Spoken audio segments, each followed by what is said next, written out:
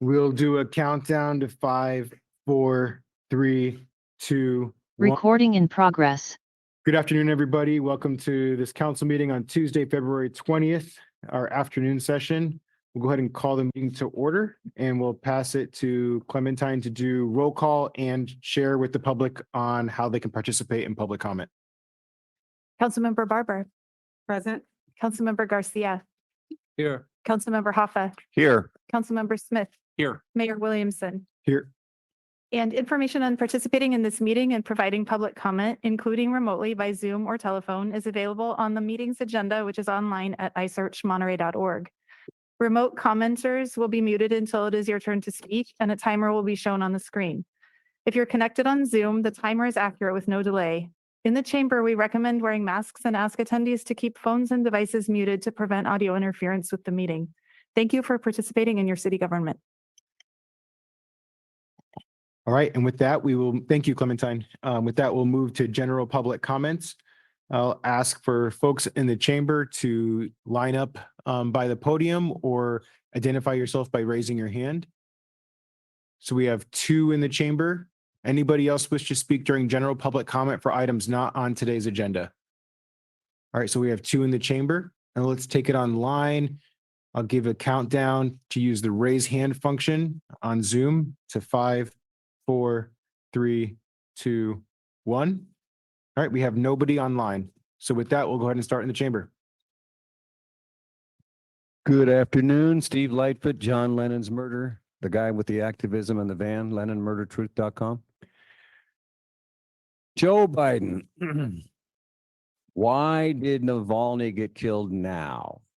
Well, I think Putin knew that Biden was scheduled to extradite Julian Assange and do unto Julian Assange what Putin's been doing unto Navalny. So that way Putin wouldn't look so bad. So you see, Biden's another communist in sheep's clothing, folks.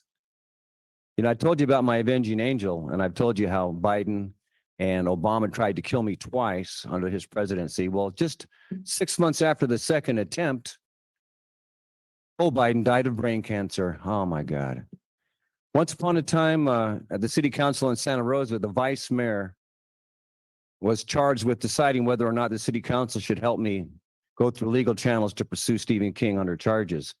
And he made the paper weeks later, no, we don't have any responsibility, and I take credit for making the decision. 2 weeks later, he contracted terminal cancer. When I remarked it's just karma for protecting Stephen King, whenever I was in the room and spoke, he'd leave the room out of disgust. What else?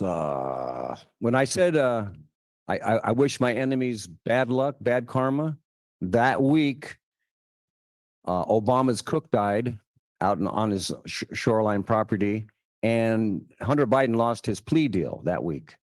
And I jokingly said, Santa Barbara knows how important that was. But when Santa Barbara messed with me, I told the judge, you're going to have bad karma over this. I know you're Reagan country, but it's going to come and bite you. The guy who shot up the Santa Barbara campus and ran down people happened about 6 months later. 3 oil spills in 3 years, ruining their tourism. 5,000 houses burned down in the town where they cited me. And the worst mudslides and landslides they've ever had. And I could go on and on about my avenging angel, but the bottom line is this: Monterey County has about 12 months exactly to pull its head out of its impotent ass and care about whether or not Stephen King killed John Lennon or not. The only reason they don't is they're too gentle, too afraid, too scared, too spoiled, too money grubbing, and things that I could go on and on about. You'd have to get out of the state to find normal people for you to appreciate what I mean. You'd have to go to Utah or Arizona or Colorado or someplace where people are normal. And they do get outraged at the sight of Stephen King getting John Lennon's autograph. But right now they don't here. So it's up to you, Monterey, whether I leave or stay. If I leave, you'll be disgraced forever.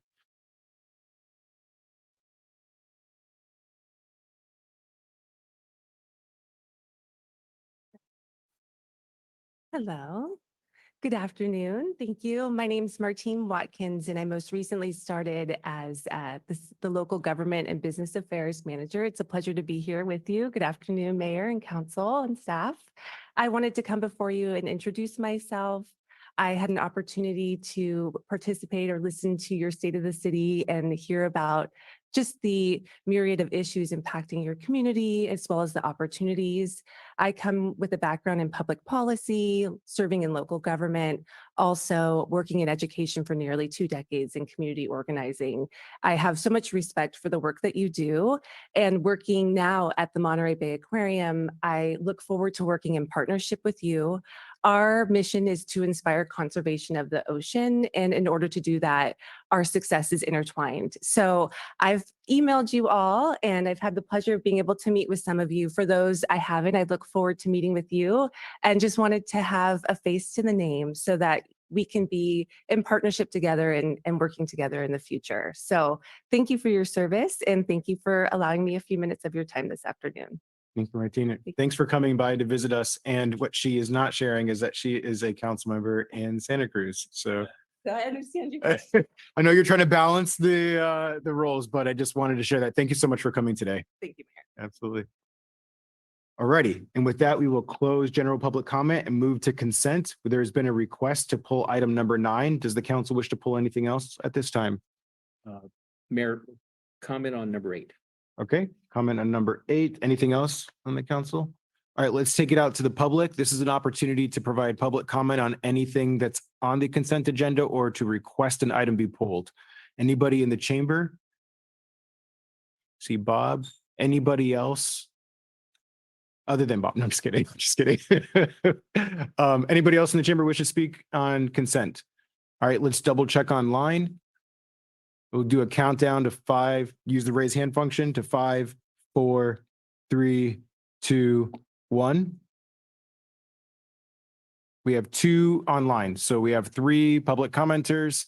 We'll go ahead and start with Bob. Thank you, Mayor, City Council, staff. I just want to thank you all for putting up their opportunity to write a letter to the governor as well as hopefully the Coastal Commission both. It's in regards to Cannery Row Plaza. It's been a piece of vacant land for some 60 years, just an amazing history. 27 years in development, of which we've owned it the last 7 years and worked hard to get past all the obstacles and all the trials of doing this. It's important that we finish this. I made it a point to purchase this back in July of 2017, just prior to all the entitlements going away, just expiring. And we jumped in, approached the Coastal Commission in advance, talked to them about transferring the CDP in our name. They approved, they said they would help. They started so, but when the first developer raised his hand and improperly said, "I'm the owner," they took the opportunity to take back our coastal permit. Now, they had right after our purchase found a no change status on the development permit, and they should have issued and transferred it, but improperly and without any mechanism, they pulled it back. So it's now so important. I've sent to the city council a list of 22 items that this really helps the community with jobs, construction jobs, as well as employment positions. It'll entail roughly 30 different retail spaces. Actually have a great educational facility set up as well that would be good for student education and entertainment of people. It'll have housing of 51 units. 13 of those are inclusionary housing. And most importantly, it also adds another 400 parking spaces, which really helps the congestion. There's no real foundation as to why the Coastal Commission should have pulled this back. We're very conservative and looking to take care of the land. Some people worry about the desal plant. Got plans doing that as vertical drilling in the granite and pulling it out of the ground so it doesn't affect the bay. And also doing a zero liquid discharge, so there's no discharge out into the Bay Area. Just 100% salts taken away, which we hopefully sell to the tourists as some of the cleanest and most pure salts in America coming from the Monterey Bay Sanctuary. Thank you for your time today and consideration. All right, with that, we'll take it online. First, let's hear from Mitchell Sawney. Good afternoon, Council and Mayor. This is Mitchell Sawney, local business owner. Know most of you. Just wanted to talk about item number 12, the MOU with the fire department. It just seems like, it's a 2-year contract and now it's up in 4 months and we're just looking at it now. Is there any way, I mean, at least for the future, when these things do come up, especially for our safety personnel like police and fire, we take care of them and not have, another contract negotiation 4 months from the one that just ended, which happened to be a two-year contract, negotiation. Just my 2 cents. Would love to hear everybody's thoughts on that. Thank you.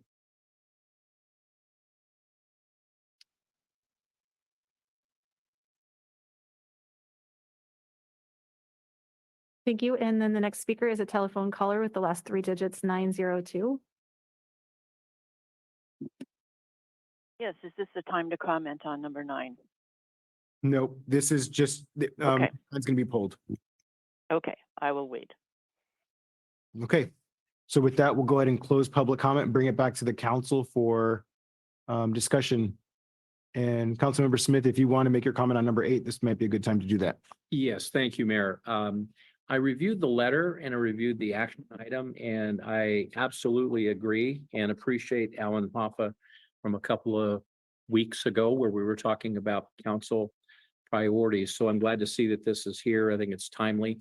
I just wanted to say after the meeting tonight, and we see how the vote goes for item number 8, I think the tenor of the letter needs to include something in there that I know it says the city council, and I know it will be signed by the mayor. I just think it needs to be a little stronger. If we could find some language that basically speaks for the action of the council that they take tonight, that this is an important, exceedingly important project. And I think that the jobs in the 13 inclusionary housing needs to be highlighted more. I think it's significant for another body like the Coastal Commission to hear it and hear it clearly from the entire council. So I'm just calling for a relook at the letter. I totally agree with the letter of what's there and the reason that we're doing it, but I'm looking for some knockout language, I guess, in the letter. Absolutely. So I would just say, let's see what the discussions are tonight.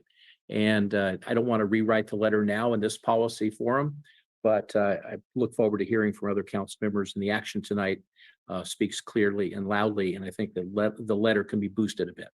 Okay. Any other comment?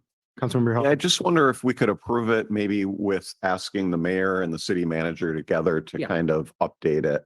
I trust their judgment maybe, and That's we good. can keep it moving. Sounds good. Any other comment from the council?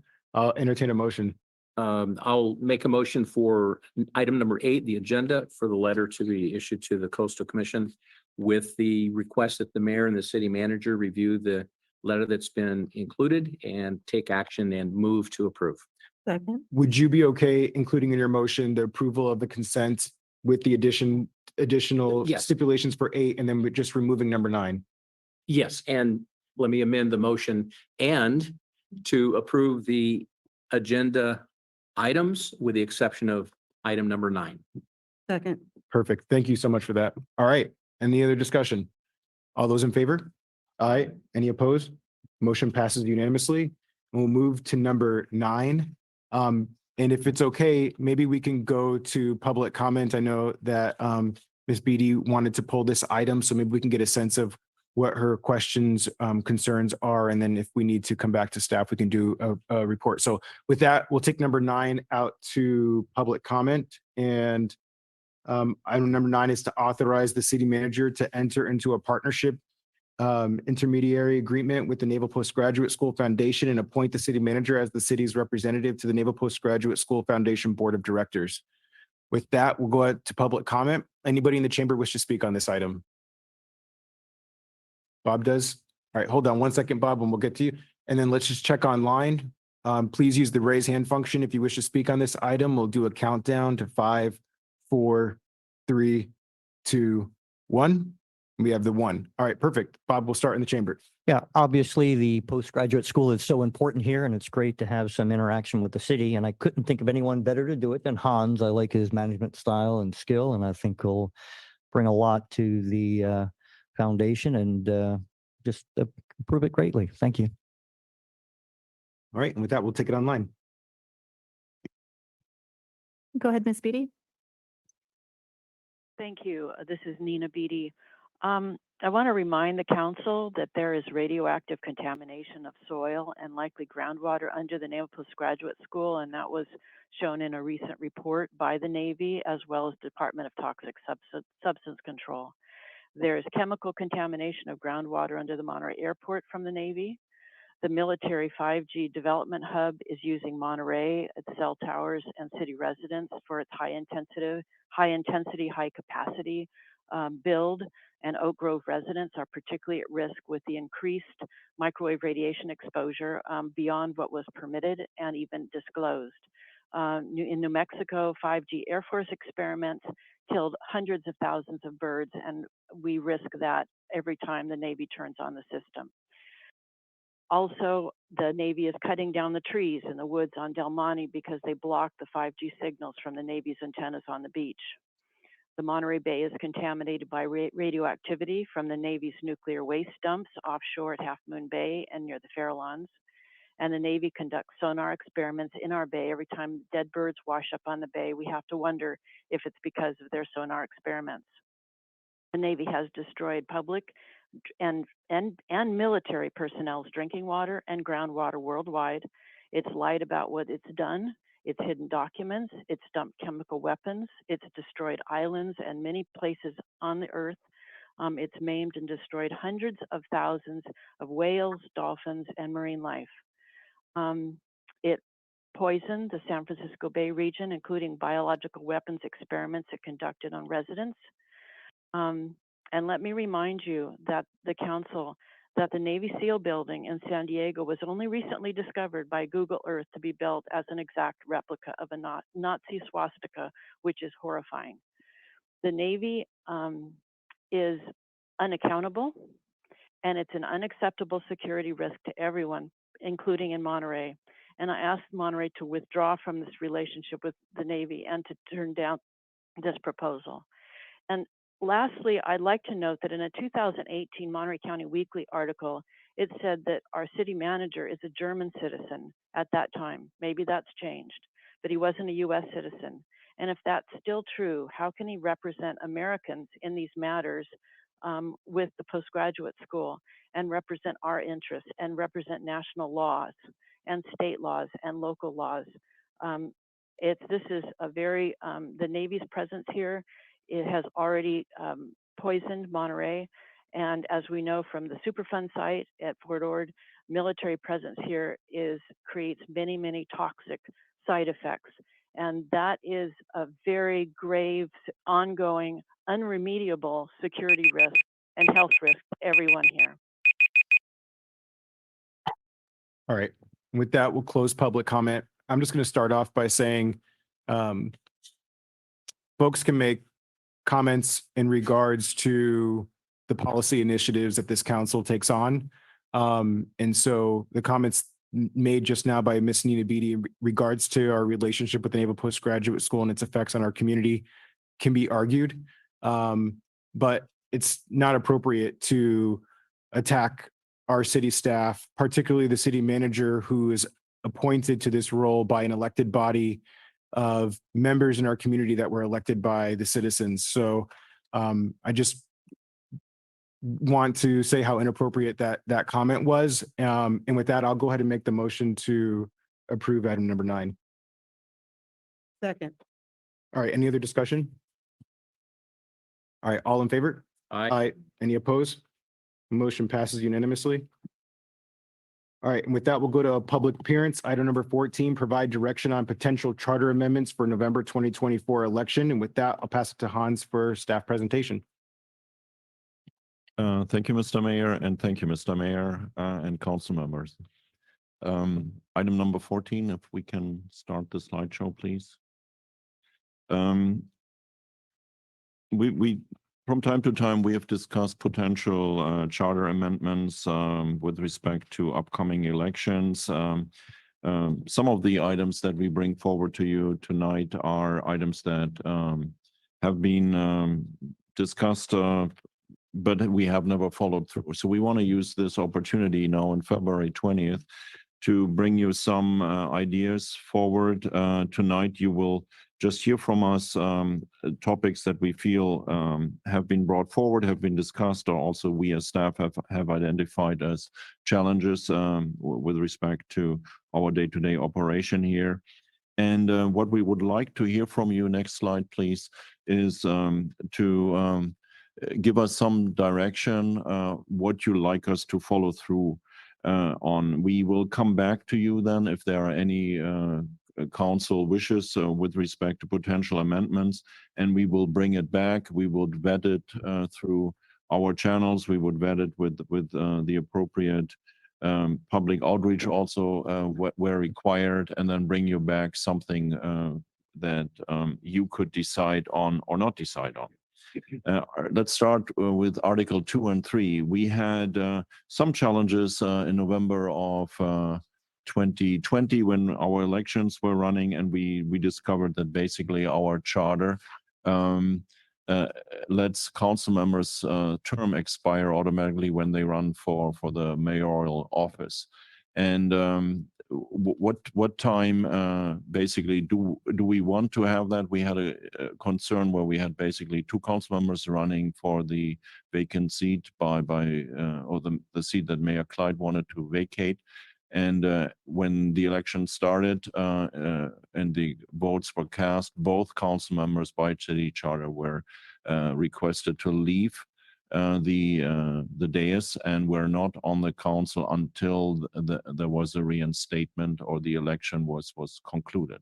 So question here is, do we change the timing for the term expiration of the council members filing for office? Or shall we change the charter to allow midterm council members to retain their seat, basically run from a safe seat? So that's question number 1. And I would suggest, in order to get through all of that, I present it all, and then you, the council, can hear from the public, and then you provide us with quick feedback. This is not a long draw. I hope at least it's not a long drawn out discussion about the pros and cons. Just generally give us your direction. So that was challenge number 1. We uncovered in November 2020, and the issue was also that we have certain votes where we require a supermajority, and also what is a supermajority, and then 2 votes, anyways. We also want to go back, not yet there. So we also need to clarify also the mayoral office term. This is just, and our attorney is watching over me very closely. I feel her eyes on me. This is, no, but she is. She's my honor. It's one of those things. But it's just cleanup language. This is basically that makes it absolutely crystal clear. A mayor shall be elected every 2 years at each general municipal election, shall hold office until his or successor is elected and qualified. So just cleanup language, nothing hidden there. Next one. The terms. From time to time, the discussion comes up. Do you want to have term limits? In the city of Santa Cruz, for instance, they have term limits. We do not have term limits here in the city of Monterey. Council members can be elected and stay on council. Mayors have been mayors for 20 years. Do we want to continue that? Do we want to have term limits here? We should clarify the start and end of council member terms. That goes a little bit hand in hand with Article 3. And then the other one is a clarification that no former mayor or council member shall hold any compensated appointed city office or regular city employment until 1 year after the expirations of the term for which she was elected to council. Again, in November 2020, when we had the elections, council theoretically could have reappointed the council member who had lost the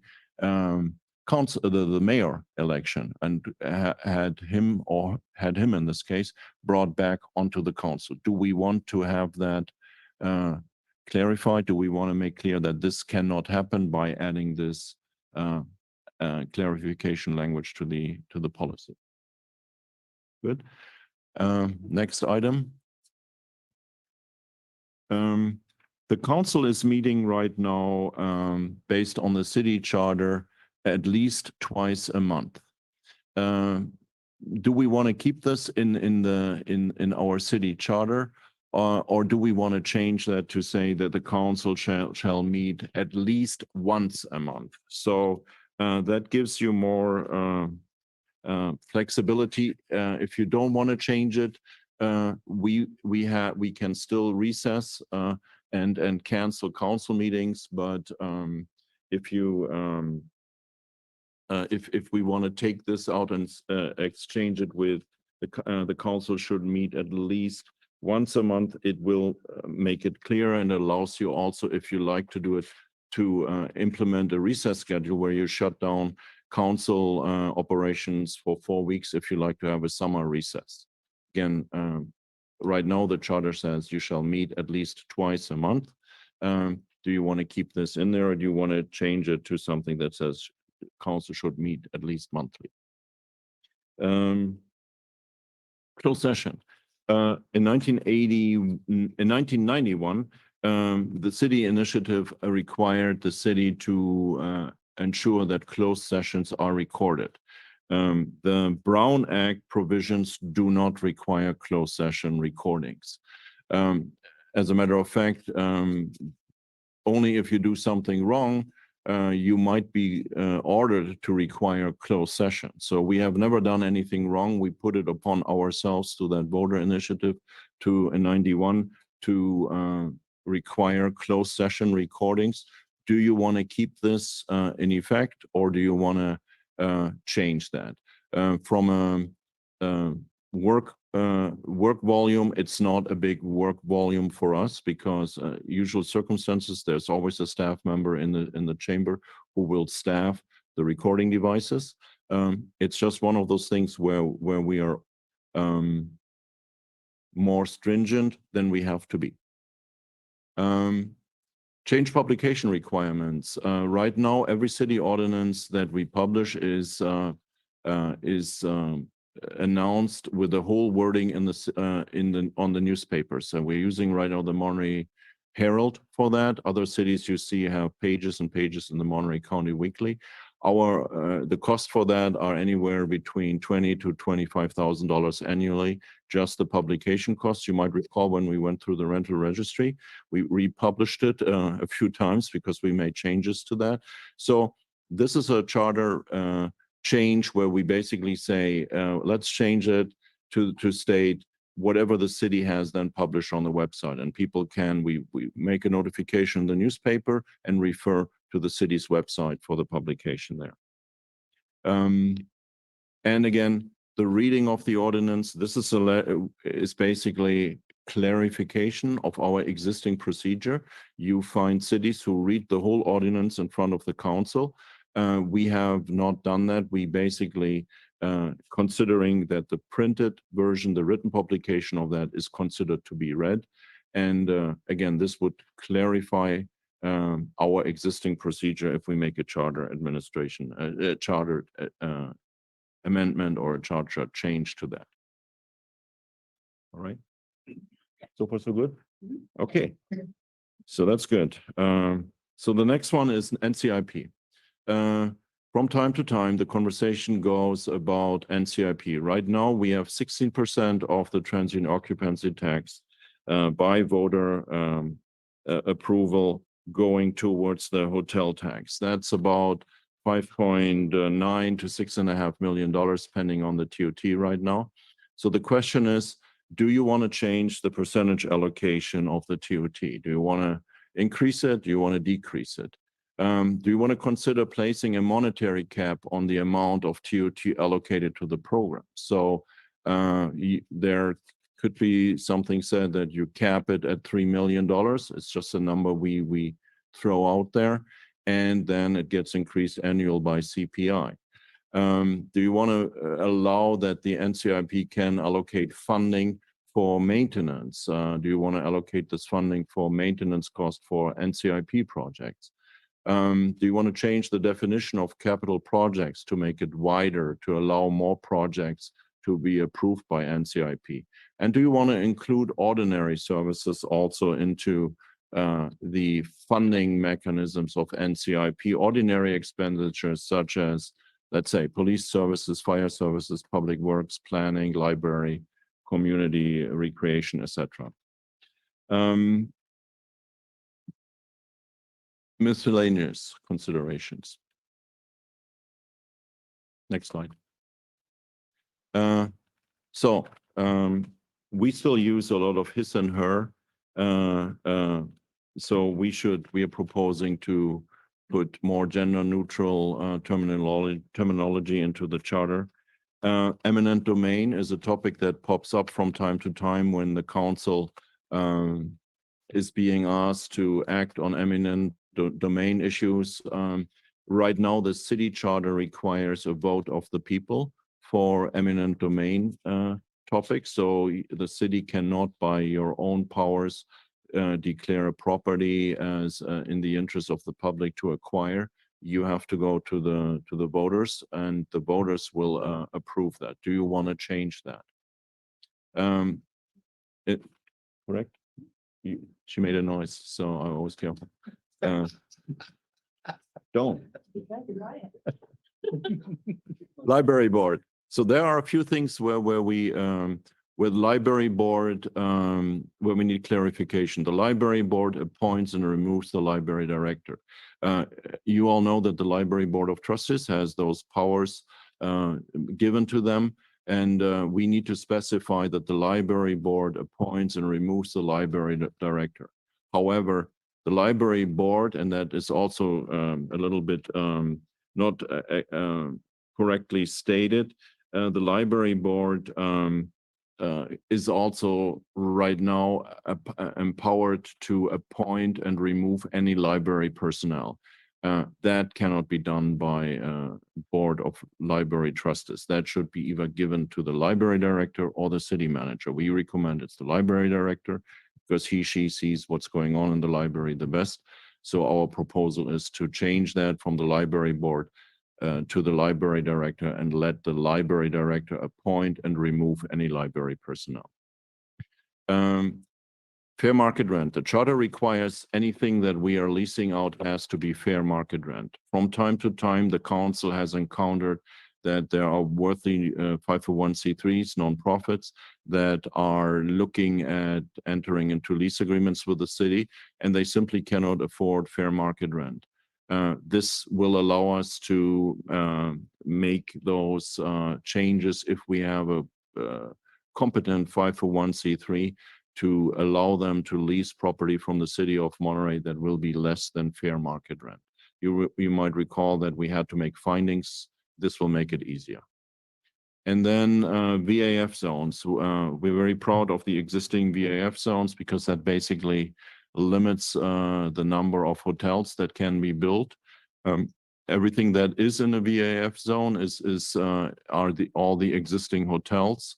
But what it also does, it makes it harder to convert hotels into housing or convert hotels into homeless shelters. You heard about Project Home Key. We discussed it a few times.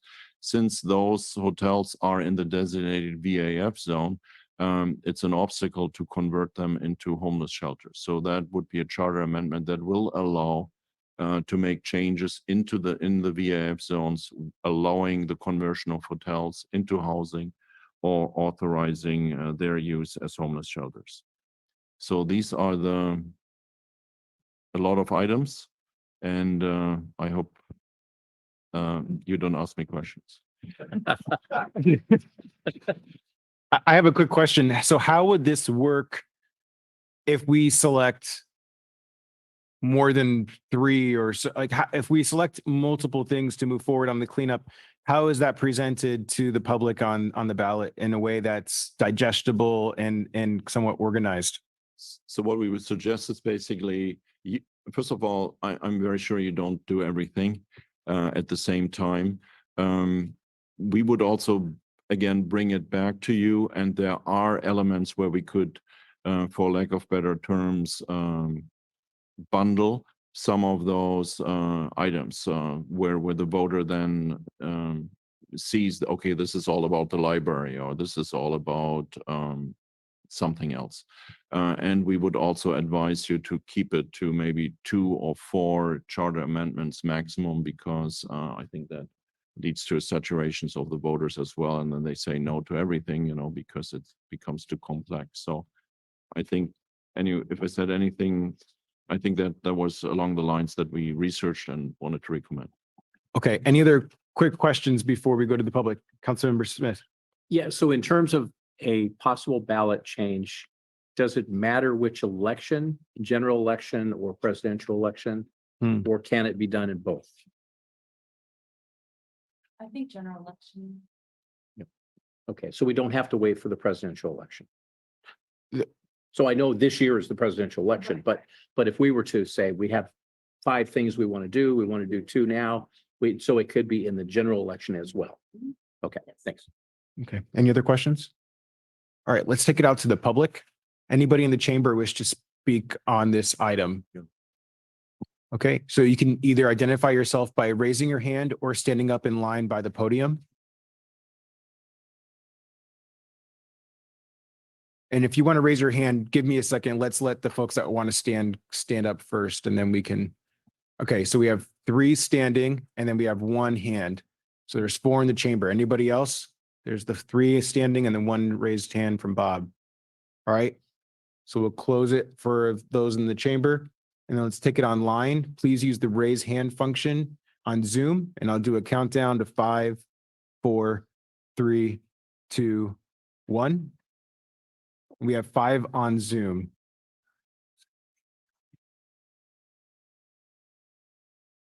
Okay, I'm just trying to do math in my head. And that keeps us within our 30 minutes that we have allocated for this. So we'll go ahead and start in the chamber. Jamie Fields, NCIP representative. This is so weird being in front of you guys again, but I actually feel like NIP is kind of trying to play a little catch up. Measure B increased the TOT tax from 8 to 10% back in 1985, and it put NCIP in place as a part of that. And the whole thing was, hey, we're going to start encouraging tourism, and we're going to try and offset some of the negative effects of tourism by having this pot of money to allow the neighborhoods to do that offset. Measure Y increased the TOT from 10 to 12% in 21. And that was silent about NCIP. In my experience, nobody was looking at Measure Y with this idea that NCIP was going to get more funding. I don't think the city intended it for that to happen. I think it was just an additional looking for resources. And NCIP has been cooking along just fine based on that original TOT set aside. It would appear reasonable to me to assume, therefore, that NCIP was intended to remain as originally planned. The math says if NCIP was getting 16% of the 10%, then it would be consistent to give it 13.33% of the new TOT rate. That keeps NCIP whole and takes nothing away from NCIP. And I think from my experience in talking with folks on the committee, that's NCIP's perspective. It's an awesome program. It works really well. Keeping it whole makes a lot of sense. So this was not one of the options that was listed out, and I want to bring that to you. 13.33 makes it whole, keeps it even. And I think that's a very fair position to be, because nobody thought, oh yeah, we're going to make more in NCIP, when the city said it needed more funding and it went out and raised those TOT rates. So just wanted to kind of put that out there. I know this is moving super fast. We weren't in the strategic retreat or any of that stuff. And we're not out here to get a $10 million pot, but it's important and we want to keep it going the way it is. Thank you.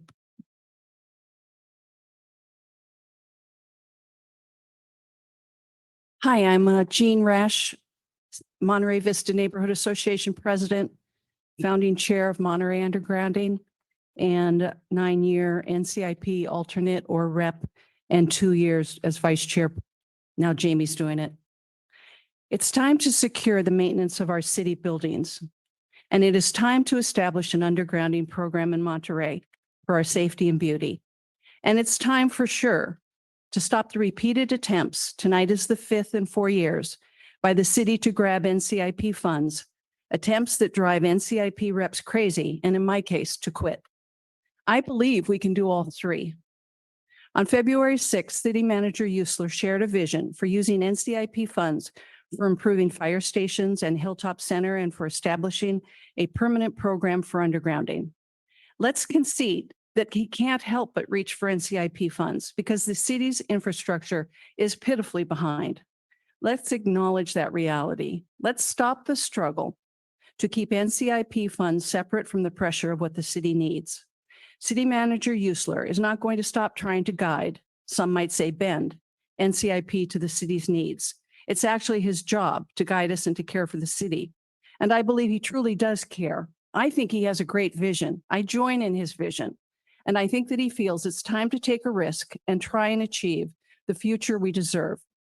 Let's use this opportunity to see if residents want his vision through a ballot initiative on the future of NCIP. To be clear, 16% of TOT needs to remain in the charter NCIP charter allocation. Residents should not and will not give that up. But let residents vote on his vision of where that 16% goes. I believe residents are ready for his suggestion to mandate $2 million of funds annually from NCIP to the resident-driven demand for undergrounding. Using NCIP funds to underground is a perfect use of our neighborhood funds. Additionally, let's mandate a set amount for maintenance of our buildings. 1 million sounds great to me annually. The remaining funds then remain under the recommendation of the NCIP committee. That would be $2 to $3 million yearly after overhead. To the city, then stop the NCIP grabs, stop the out of calendar meetings to influence NCIP spending, stop the posturing into NCIP dealings. Leave NCIP to figure out the individual projects each neighborhood needs. Leave NCIP alone to figure out what is best for each neighborhood, all while residents support the city manager in his timely vision for our city if supported by the vote of residents. Thank you.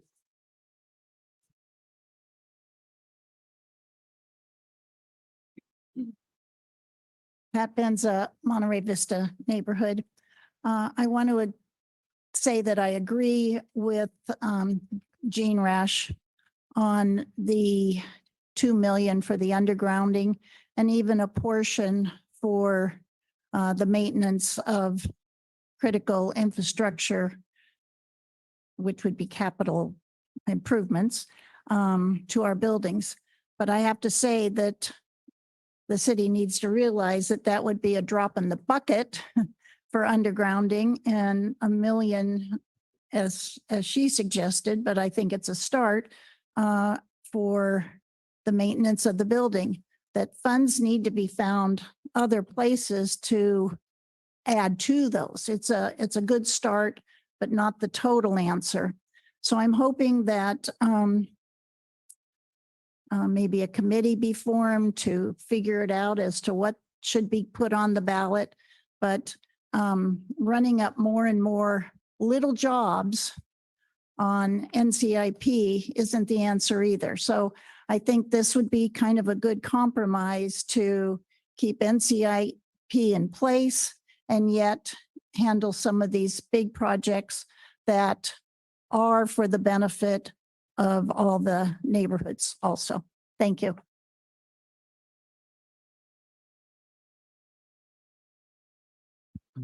Hello, Bob Wallace, a resident of Monterey. I just want to say I'm amazed that someone would go through the whole city charter and pick out so many little detailed items. Congratulations, anyone willing to do that. You got to be really a detailed type person, I guess. But it also makes it overwhelming then for us as residents and people in the community to look at that and like, what do we do with all that? I think somewhat we need to identify what the hot items are and how do we do that. Need to be broken out, sent out for people to make comment to in each section, say, hey, do you want to have a panel on this? And maybe run a little forum where we discuss some of the items which have greater importance to discuss. And some would just go into a bucket and say, okay, these are all just not that important. We can trust on our city council to make those decisions. Also heard a number of people speaking about the undergrounding of wires. Gosh, that's something we'd all love around here. but was curious about, I've just learned about something with the military has some grant programs available to pay for that undergrounding. And if that's anything the city's pursuing, and I'm going to start taking a look into that myself and see if there's a way I can help. But anyway, good job. And thanks, Mr. Hans, for going through so tediously all that information. All right, with that, we'll take it online. All right, first I'll call on John.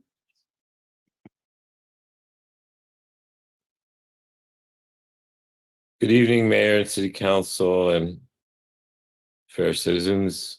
Thank you, Mayor, for your recommendation to be an alternate to the NCIP. I believe we're all done with that, right, Clementine? I also want to thank Jean Rash and Hans Janisch and the rest of the MVNA board for their support. I also want to take a moment and recognize thousands of years of caretaking by the Rumsen Ohlone indigenous people for the lands that the city of Monterey now occupies. When the first European colonists came to this area, Monterey Bay was full of bounty. Since then, we have lost 5 fisheries: the whales, the salmon, the abalone, the sardines. We should hang our heads in shame.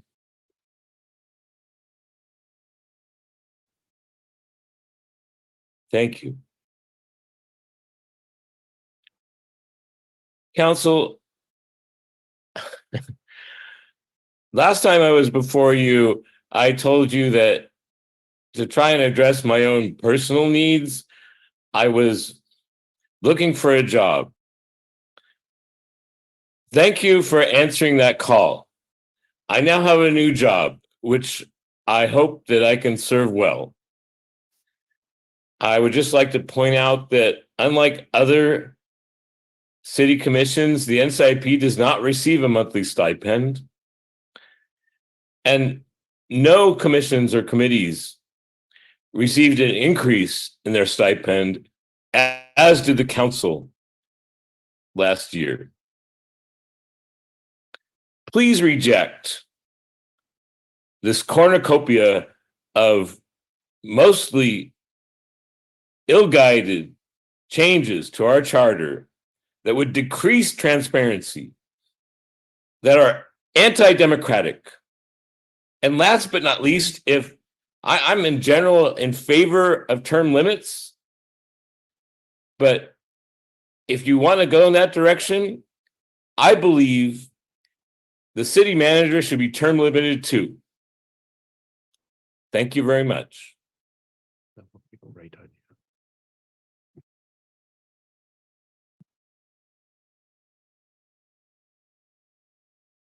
Our next speaker is Tom.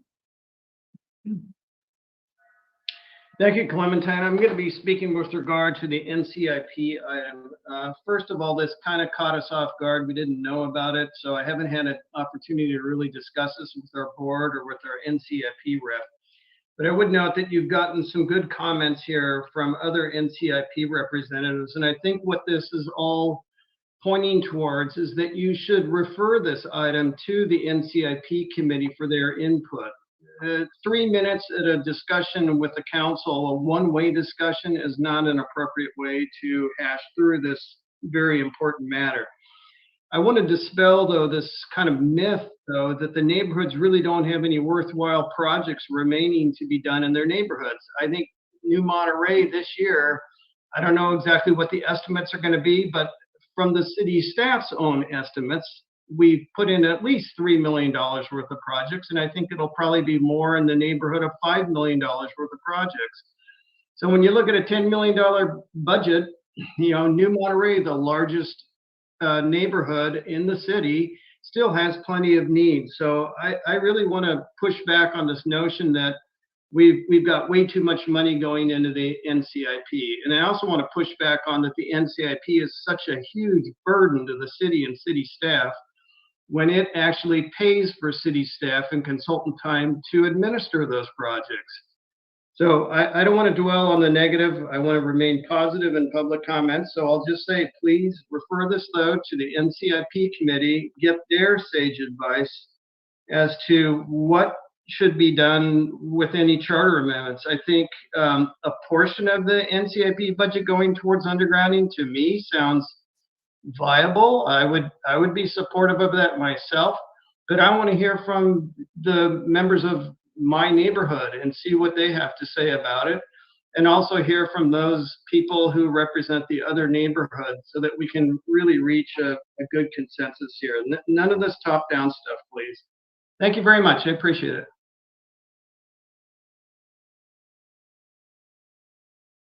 Next is Richard.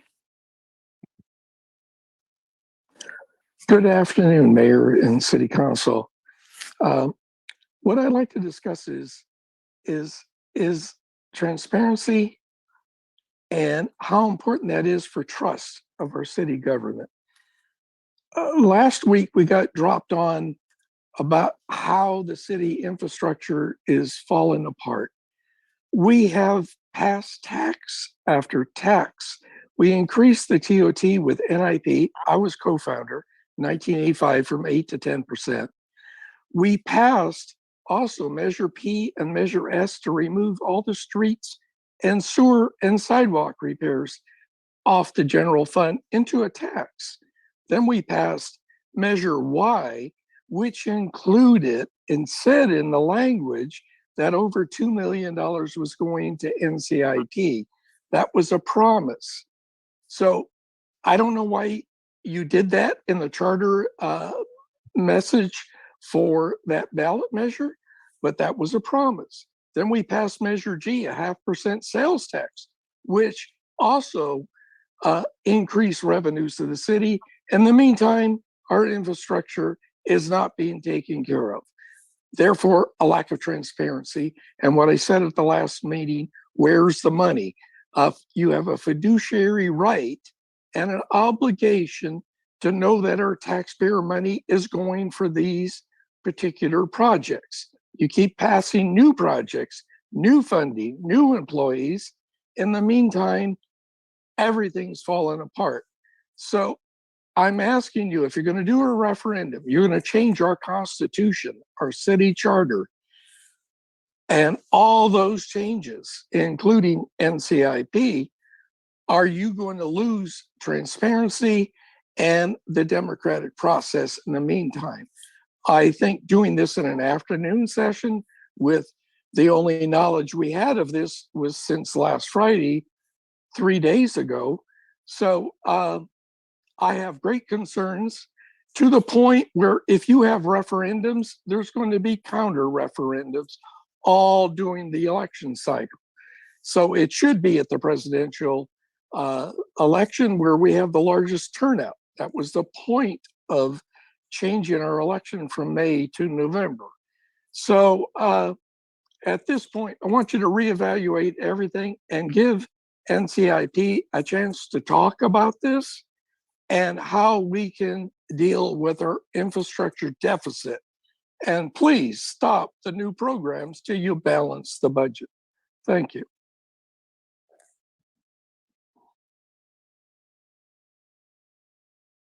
Next is Esther. Good afternoon, everybody. I'm going to speak to 3 of the items that were brought up, three that I'm interested in, and some of them are connected to each other. So let's talk about term limits. The NCIP was created way back when we had mayors that were staying put for decades. And that is part of the reason, if anybody paid attention to the State of the City address that the mayor and city manager did, it's on YouTube. I highly suggest whoever didn't watch it, because it's an education in where we are in the reality, not emotionally. And so I attend every single council meeting remotely or in person, as most of you know. And I, as well as other people I've spoken to that were there, were really shocked to hear that our city has only been putting 2% of the general fund aside for infrastructure, while other surrounding cities are putting 18 and 17%. That is a problem. The reason why we are in this infrastructure problem right now without any funding is because we didn't have term limits. The previous administrations were kicking the can down the road, and guess what? We are at the point that we have to make some tough decisions. So I also think that staying on the election, we do have to address this gap situation from when somebody's elected mayor that's holding a seat. That's something else. I don't know if that needs to be bundled with term limits. But now going into the NCIP conversation. NCIP in 1985, I'm sure, was a very different program that it has turned into. And the very same people who created it and kept adding projects and adding new buildings without considering the maintenance costs are the ones that got us to this point. So I think that it would be more responsible for us to temporarily lower the percentage that NCIP is getting and give us a chance to catch up with all of these infrastructure issues and then possibly bring it back up. But it would be fiduciarily negligent for us to continue to allow the city to go without the infrastructure budget that it should have had for decades, which is significantly why we are where we are. I think it's not unreasonable to lower the percentage with a limited time, just like we did with Measure S and P and Z and Y, and then revisit it. Lastly, when it comes to the hotel zones, I think, again, for the same reason, in this century, it's important that we have shelters and housing that weren't discussed when that was created. Thank you.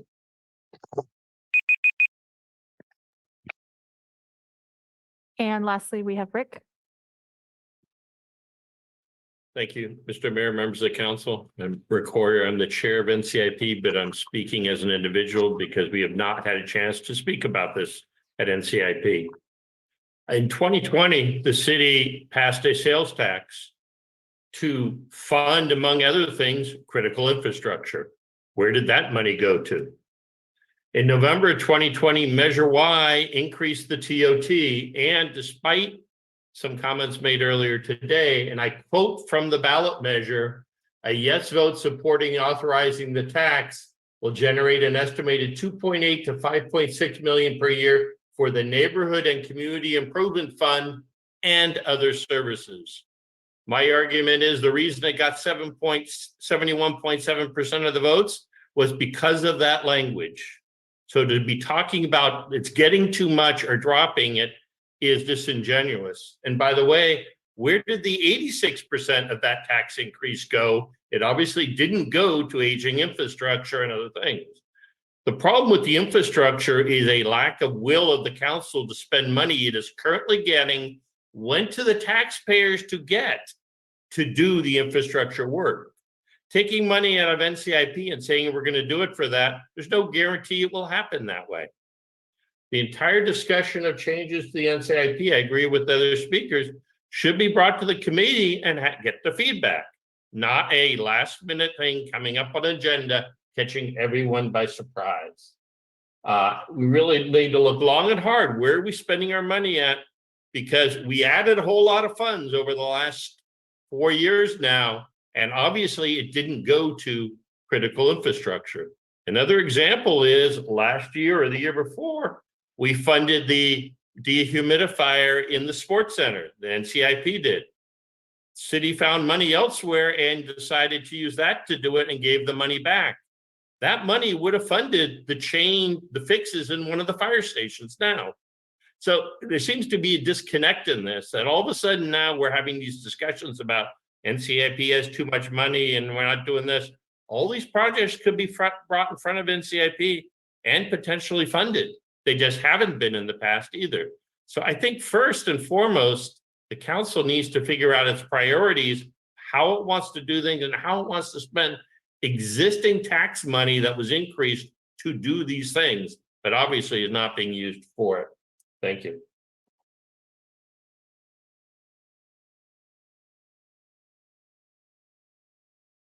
Okay, with that, we will bring it back to the council for deliberation and discussion. Part of my thought is that it might be helpful to just go slide by slide and just get a sense of where everybody is. And if we need to dive deeper, as Hans stated at the beginning, this isn't a time to, I don't think, debate too much the topics. Do we want to consider things at this point? And if so, let's give that to staff to work and we can have that come back. This speaks a little bit to some of the public comment that I heard around this being a surprise to folks. This did come up, the idea of us looking at charter amendments at our study session in January, which is why staff has brought this back. So I appreciate that. The idea here is that we're not making any final decisions tonight. We are going to get feedback and input from the public. There's going to be another council meeting where if we do move forward with the ballot initiative, that it'll have to be on our agenda for further discussion. So I'm eager to dive into this. And so maybe we could pull up the slides and run through those, and let's get a sense from the council in regards to where everybody is on that. Is there any questions from the council before we dive into the exercise? More broadly, top. Yeah, so with respect to the hotels, motels being able to be converted to housing or shelter, I guess my question is, why specify the VA at a F zone exclusively and not just make it generally any motel, hotel in the city could have that option? Is there any thinking on that? So currently all the hotels are zoned VAF. And so to change that use, it can be done, but it has to go to a vote of the people. So if a hotel wanted to become housing or a homeless shelter or some other use, they'd have to put it on the ballot. So the way your staff was imagining it, it would be kind of universally applicable. It wouldn't be kind of I picking think it certain could be things. crafted in any way the council sees fit. So perhaps the council only would like to see conversions in a particular neighborhood, for example, maybe just the North Fremont area as opposed to other locations. Because you also, I think policy wise, Hans can chime in, want to preserve TOT. So Okay, yeah. thanks. I will follow up on that since you asked it, because I think there was a public comment that we had received via email regarding how it might impact some hotels and not others. But what it sounds like is that by us doing it, it would permit us to be able to allow housing in any hotel in the city.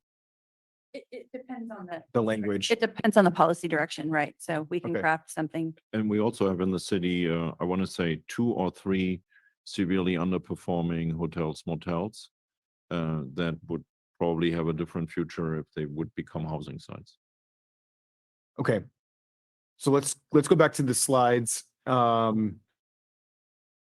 Appreciate you, Nat, for helping us get these up here. All right. So, council, what say you?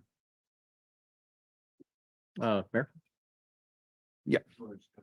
Why don't we just Yeah. run through everybody? Yeah, I think I see this as a cleanup. We experienced an anomaly in 2022. But I think it makes sense that we change the timing for the expiration of the seating of the person that is elected. So we all know what we experienced was we had a city council meeting of 3 with 2 absent, 1 lost, 1 won, but was not seated until later. So I think that's just that's a cleanup that I agree with, that retains as many elected council members as there are. Why be in such a hurry to boot them off? They're going to eventually be replaced at the time of the induction of the newly elected. So that's the time to do it. Perfect. Councilmember Barber? Yes, I intend to agree with that. I think it's cleaner. I'm looking at something that's just, it's very simple. You don't have to try to figure it out because it was very confusing as we were trying to make the different transitions. So I agree with the cleanup. Perfect. Garcia? Yeah, I'll support it. Okay. Councilmember Hoffa? I'd be okay with the cleanup, although I will also say I don't really understand why midterm council members would have to surrender their seat. I don't really understand that. I would be okay getting rid of that rule. I think it would encourage more competition. I think that's good. And so, yeah, I don't understand the rationale for that. So that's a different topic that I think is valid to address. It's a concept of, well, do we like the safe seats or we'd rather have no safe seats? And, you know, it's probably just a preference, but I prefer to have no safe seats for a number of reasons, but most of it is the stability. Let me just use the scenario. Let's say the mayor is running, and a council member runs against a mayor. Then if there's no safe seats, then the mayor that won is now serving in the same council with a council member who lost the mayor's election, but still retains their council seat. So it doesn't always happen. You hope everyone will be respectful and work with each other. But I can see that it can enter into a different kind of temperament and tension among a council because of competition. Whenever you have competition, the opportunity is for there to be hurt feelings and lingering lack of continuity. And I just think that the safe seats ensures that every single council doesn't have to deal with the sidebar issues of someone that is still there, but they really would rather be in that seat. So I just think the safe seats provides stability, the continuity, and in part diffuses any of the side effects of competition. So I would just add to it and say that I think it's a factor that is relevant argument to be made. I don't know at this point. I think we have a couple of things on the table, and I think by adding that in at this point, I think might muddy the waters in a way that is going counter to the direction I think we're trying to go in. Fair enough. You two convinced me. But I agree with the rest of the council. So this isn't to say, by the way, as we run through these, that it's going to be absolutely what we do, but let's just get a sense and let's try to move a little bit faster through these so that we can just figure out, is it a yes, maybe, no from each person? So that way we can just kind of get a sense. And then afterwards we can reassess and look at where we are from there. All right, so let's go to are we done with this slide?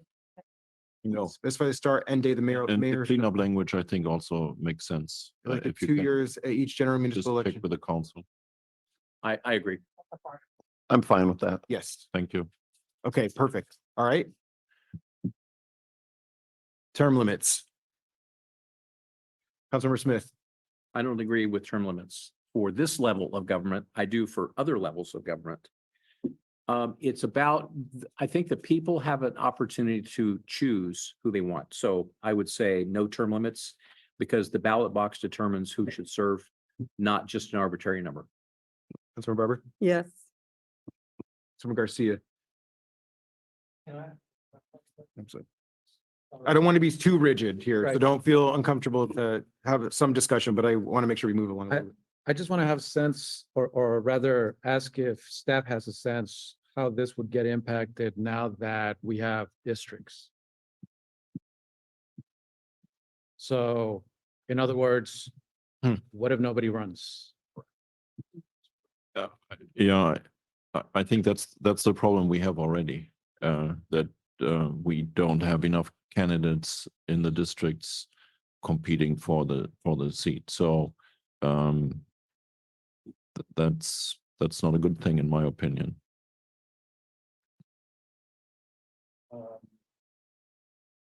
Then I won't support it.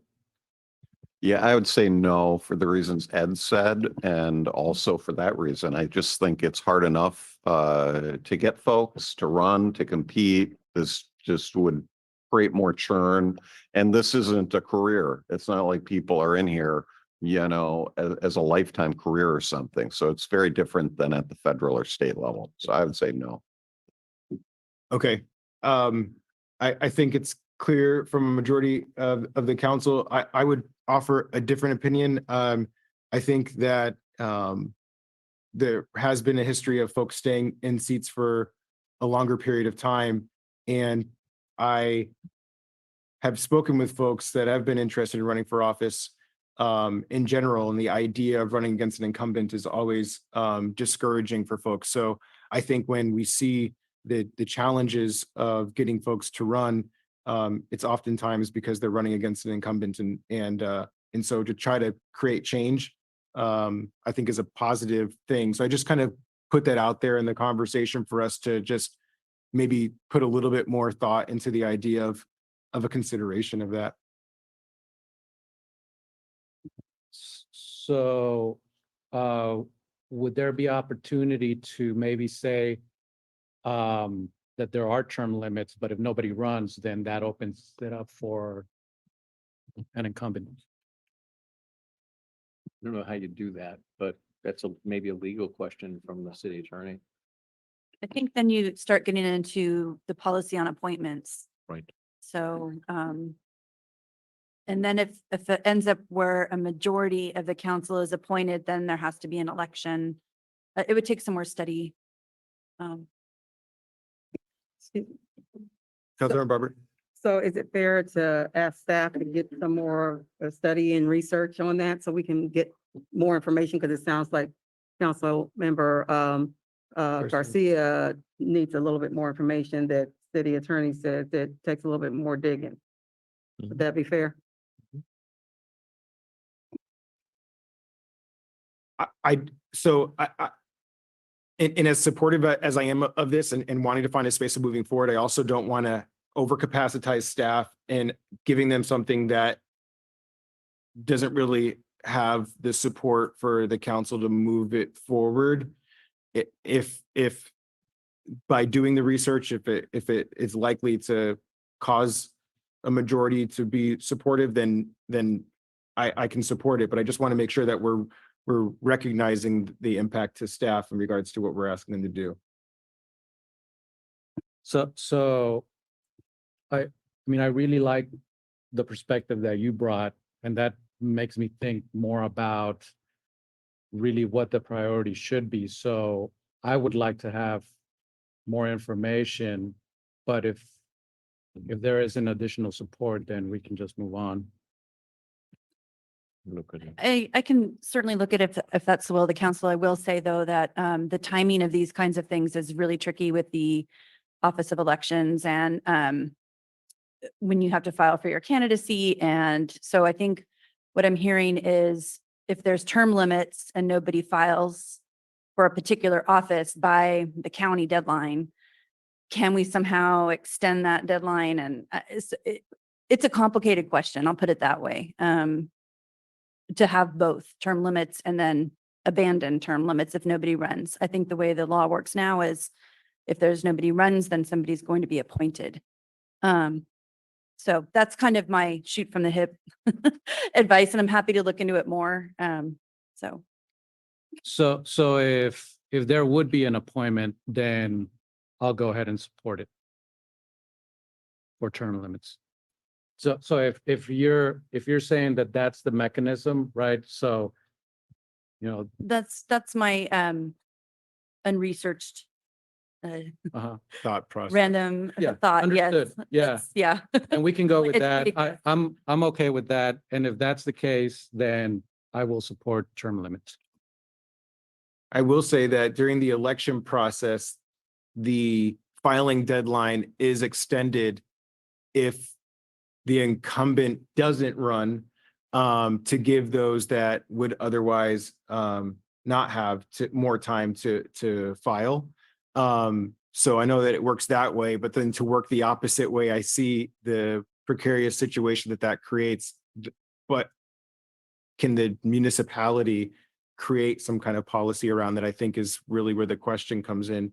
And then I think it kind of blends into one of the other things that came up, which is the prevention of somebody that just finished a term to be appointed to anything within a year. So I think we would have to reconsider that in addition, if that's the direction that we end up going in. So Councilmember Hoffa. I guess I don't see the problem. So I've served 12 years. I won't be on council next year. I'm not going to be running for reelection if I lose the supervisor's race. Libby Downey, I think, served 12 years. She didn't run again. Mayor Clyde had been on a while and then took time off and came back. Mayor Elbert was mayor for a long time, but it's really, I mean, I'm struggling to think of people who serve much more than 12 consecutive years. So I'm just not really sure. And I got to tell you, it takes at least 8 years to get anything done. So to my new colleagues, I mean, it takes a long time to make change here, folks. So like two terms is not very long. 3 terms. So I guess I'm not sure what the goal, if we're thinking 3 terms, I mean, maybe, but yeah, I just don't see what we're trying to solve. I'm not sure what well, I want to hear from, Go ahead, Councilor Persist. well, I was just going to ask, I don't know if there is a sense of where the majority might lie here because we haven't really taken a vote, but I want to hear from you again. Because you said yes, so I don't know which way that means. Right. So, if I may, Absolutely. so I'm saying yes to term limits, and it's funny that you said 8 years, because that's what's in my head. And knowing that, to me, in 8 years' time, a lot of, anybody could get whatever projects or different things that they're working with the community with done. And then I'm looking in terms of some of our, neighbors, such as, I know Pacific Grove is a charter and they have term limits. But I also know that, some don't, but I see that it can work with a charter just by looking at some of those other pieces, because I kind of look at being able to give somebody else another a chance, especially if you already are, I think what the mayor was talking about, coming in as an unknown, then of course you're going to have to raise the money. It takes a lot of effort for somebody coming in that way if they're running against an incumbent. So I think it just makes a difference of being able to give the person time to get things done in the 8 years' time. And it sounds like if you look at your data, like it's 12, 12, 12, 12 for the most part, not in all essence. But, I think that in 8 years, as even what Councilmember Hopper was talking about, it takes at least 8 years to get things done. I think you can still get things done in that 8 years' time. So that's kind of what my thought pattern is. But of course, it would be the constituents that end up choosing, because we're just talking about what it looks like to put it on a ballot. So it's not us really making the choice, it's the constituents. Yeah, I understand. I'm probably with Alan that I can't really see. I can't define the problem. And whenever I can't define the problem, I'm thinking that we're probably trying to make up something that's either a niche solution to something that's not really a problem. But there again, I feel that the voters are the ones that ultimately decide in all cases, whether it's someone who is booted out after 8 years, in some cases, some of the cities, and I served on several commissions with someone who was removed after 8 years, and it just eviscerated us because this person was highly functioning and had to step aside after term limits, and the person was well-liked, well-respected, and everyone in his own city said, oh, it's a shame he can't stay. And he was very, very effective on 3 or 4 of the boards that I served with him. So I just don't, for me, it's when the talent is there and the competency is established and doing the work of a city council member. If they're declined, there's a mechanism to remove them. You can impeach them. It becomes obvious that it's not working and they're probably not going to win their next election. So term limits at this level, I think, is an opportunity to see talent disappear prematurely. That's just my opinion. Okay, so my sense is that there's interest in looking at this a little bit deeper, given the information that at least Gino has expressed in regards to whether or not this looks like we move forward with it. One additional side note, and I don't know if this is possible. There is the restriction currently on council members being appointed within a year or working for the city for a year. Is there flexibility in the policy for the council to choose whether they want to appoint an incumbent that has been termed out. Right, can we asterisk that just so it's like there's an exception to that rule in that circumstance? So I just kind of offer that as a thought that might allow the appointment question to work. That could work. But then I think that's sort of the same as the safe seat question, right? So a little bit.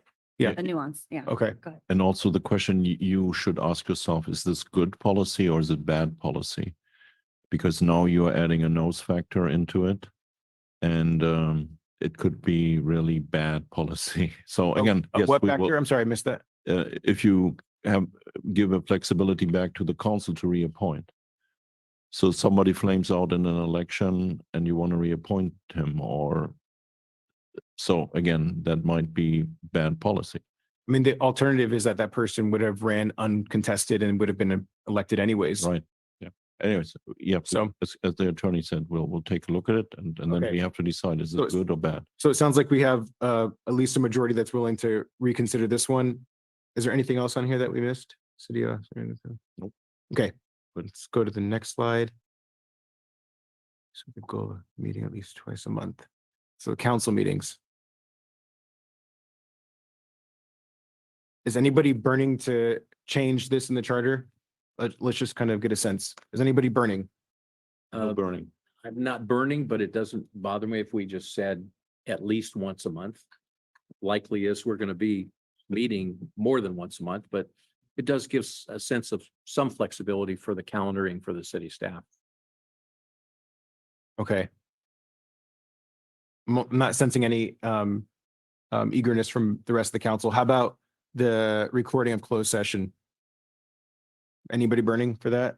I'm burning to keep it. Okay, Yeah. anybody? Okay, so I'm not getting a sense from everybody. Okay, publication requirements. I'm not opposed to it. I think it's a good thing if it helps the city save money. So that's where I stand with that. I just wonder though, if, will it make it more difficult for people to know? And, again, my view of all of this is you don't change your constitution unless there's a real compelling reason to do so. So I don't feel a compelling reason for that to change it. I wonder if though the how people are getting their information. So I wonder how many, and at the time that this was created, did the city have a website? You know, I think how people receive their information has changed, and I think being flexible with how technology functions and works has an impact. And I think Clementine might have something. There's also a lot of middle ground. We had one of the most stringent requirements of the whole state when I looked at all the charter cities. And so I have all that research. If you wanted information about other options that would, right now with it being right before adoption, that means if there's even one small substantial change, we publish the entire thing all over again. We're at $27,000 so far for the fiscal year, just as of January. So some of the cities do it after adoption, which at least that's only once. So there are some options in the middle. I'll also add, we are only one of 8 cities out of 121 charter cities that has this requirement, and the only one that requires publication prior to, not after. So the other 7 require publication after the charters, the ordinance has been adopted. We're finding other ways, and we'll talk about it this evening, about other ways to inform the public about decision making in front of council and other outreach efforts beyond printing in the Monterey Herald, which has this high cost, is in the back of the paper and costs over $1 to subscribe to. So in print form for those print subscribers, we feel like there's, from a staff perspective, maybe not as strong of a return on investment on this. I would also argue that folks that are likely getting the paper still are not from an underrepresented group. And that's not to say it's an absolute, but I imagine that the folks that are hard to reach, that we're not getting their word out, they're probably not having the paper delivered to their home where they're going to be able to see that. Let's just get a sense from the rest of the council. How do folks feel about this? Do we want to look at that more? Do we want to have staff bring something back to us? I'd like to look at more of the ideas that maybe the city clerk could provide as a compromise that could save a portion of that. And maybe we publish it after, or maybe we publish a summary with a link and a QR code and all the rest of it. So rather than, doing it, I think we publish it 3 times, don't we? We do the first notice of the agenda meeting. And then we would do at the 30 days. So how many times will we publish a new ordinance? So right now we're publishing it 3 days, at least 3 days before the meeting when it is proposed to be adopted. So before the second reading. Okay, and then is it reposted after it's read into law? No. It's just posted before the vote, Some cities do that afterwards. We're doing it before. but we do it just at the 3-day notice. Mhm. Okay. I mean, But also many cities do a summary. Many cities do a summary. yeah, and I think if we were doing a summary, maybe we need to bring it back so we don't take up too much time, but maybe a summary and then all of the ways to connect with the other electronic sources and refer to the website is the way to go. But I think it still needs to be published at some level for those that are still relying on the newspaper. Dr. Barber? Yeah, I do have that sense as well, because I remember being just at a board meeting last week and somebody saying, and we were going through some things dealing with, oh, it's on the website, not dealing with this meeting, but something else we were talking about, it's on the website, da, da, da, da. And somebody else said, well, I don't know how to get on there. I can't get on, because there's a small, even though it's a small percentage, I still want them to be able to. So we actually ended up doing some things where they were able to still get notice of it. And even though it was different, we actually sent it through their email and it worked. And they were okay with getting it through the email, but they just had a hard time trying to manipulate the website and trying to find it. So I'm kind of with that mind frame. I think what this is saying is, because we're required by law to have the public notice. Mhm. So what we're saying is we're going to change the requirement for public. If somebody wants to sign up through the city's newsletter and get notifications, they can absolutely do that. Nothing prevents them from getting it through an alternative method. And I don't know how that. So they could works. still, so if my understanding is that they could still get it from a printed type of newsletter It would be a or digital- email, would it be, digital. but how would it come to them? Would it come to them through an email? Okay, well, If I'm they okay. sign up for it. Is that how it works? I want to make sure that I'm understanding that correctly. I see everybody looking at each other. I'm sorry, I guess I'm not quite. So the newsletter, if someone were to say, okay, I can't figure out the website, but we say, if you want to sign up for the newsletter, how does the newsletter get conveyed to them? Is it through email? And actually, let me clarify. Maybe it could be an option that's added for when folks want to sign up to be added to a newsletter, that there could be one that it's distributed via email for those that have requested it. Yeah, so the term newsletter is not the right term. We have folks signing up to get the agenda sent to them when we publish the agenda, and that's how they would get the notice of the ordinance as well. So it's not in a newsletter. Especially folks can sign up. Everything that goes to the planning commission, I want to have it. I want every topic about housing to be emailed to me. That's where they sign up, and that's where we deliver them the Okay. information. So there's a sign up, and the sign up does come through email. Yeah. So we could actually do a sign up with this where it would come through email. Okay, then I'm okay. But Council, let me just say one thing. 121 charter cities, right? There are only 8 who do it this way, and 7 of those do it after the adoption of the ordinance. So they all make something right, and it's not us doing something wrong here. So again, just want to put this into perspective. We are very archaic in this. Councilman Ruff.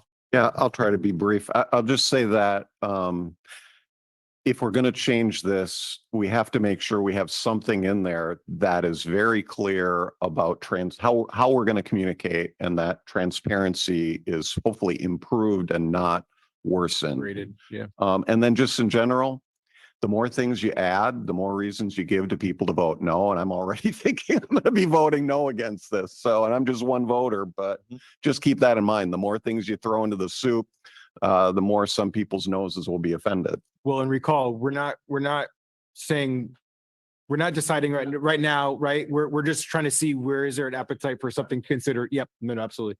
Councilman Garcia. I'm okay with the middle ground because I do think that newspapers have less readers, but we're not to that point where they have no readers, so middle ground. Okay, so it looks like we're going to bring this back.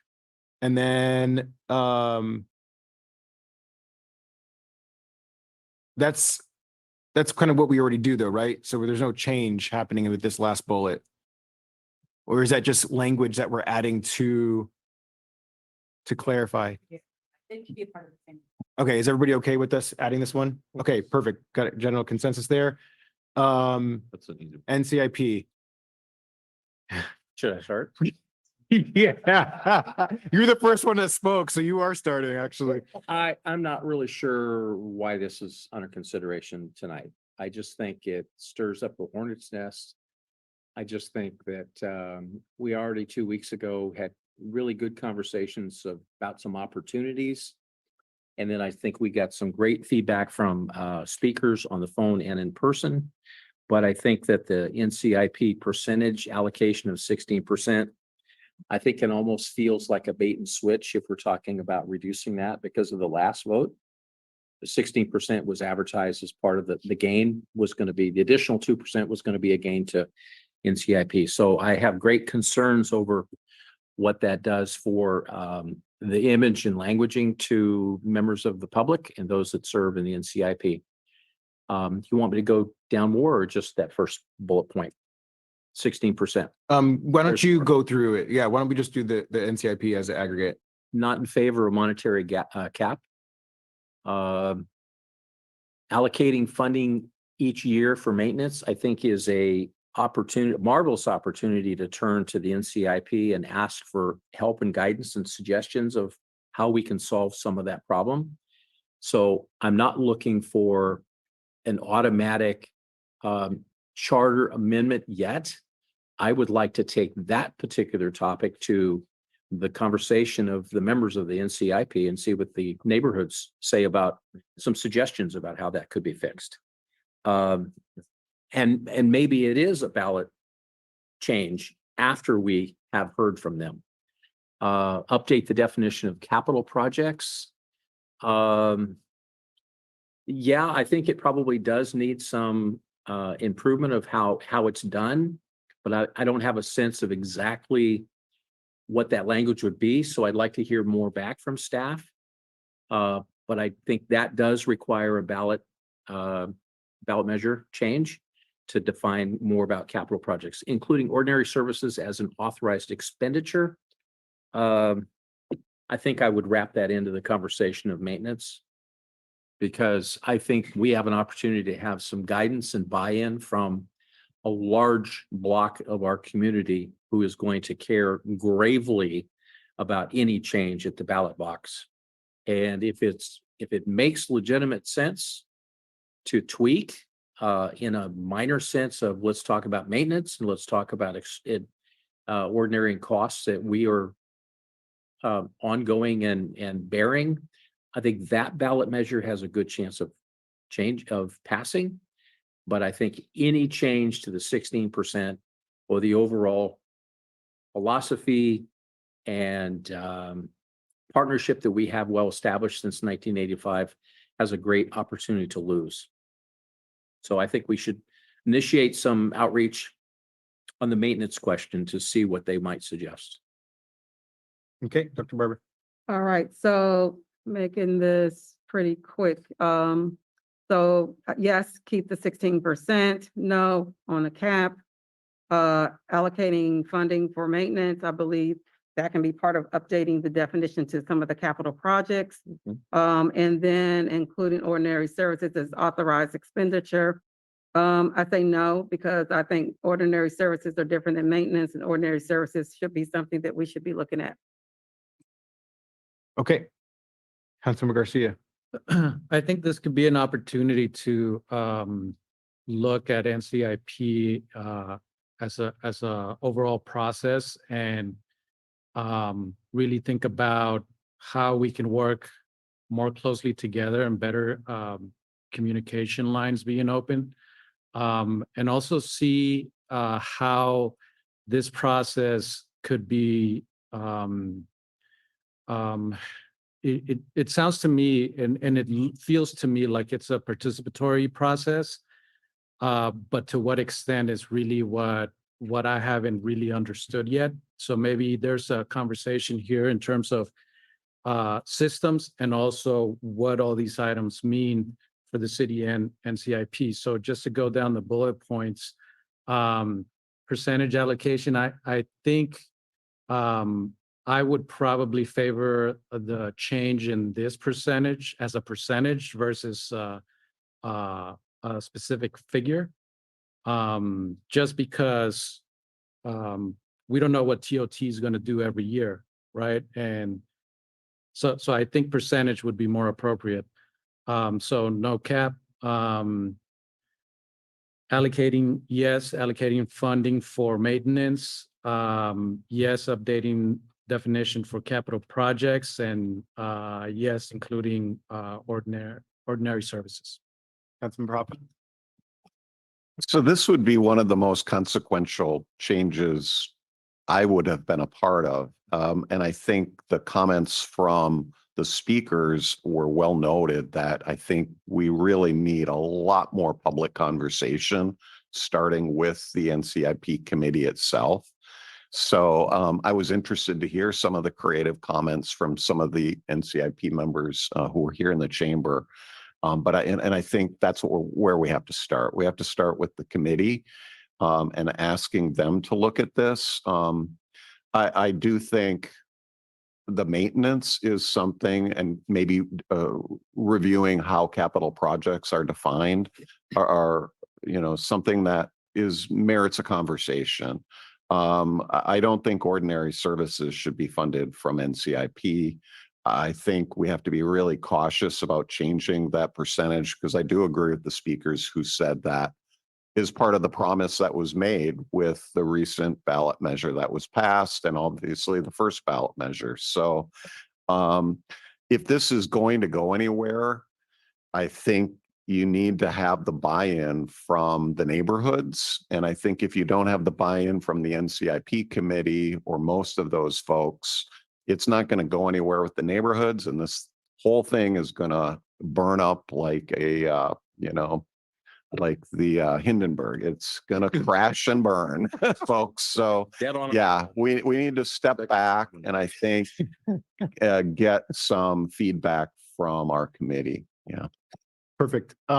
So I think the maintenance thing to me is a no-brainer. I think it doesn't make any sense for us to continue to burden. I mean, it's almost like we're talking out of both sides of our mouth, almost, if we say no to the idea of the NCIP funding taking on the maintenance of those projects, and let's put that burden on the city, and then say on the other side that the city's increasing taxes, and where's that funding going? Well, part of that is going to pay the maintenance of these projects. So I think being able to gain some control over that is critically important.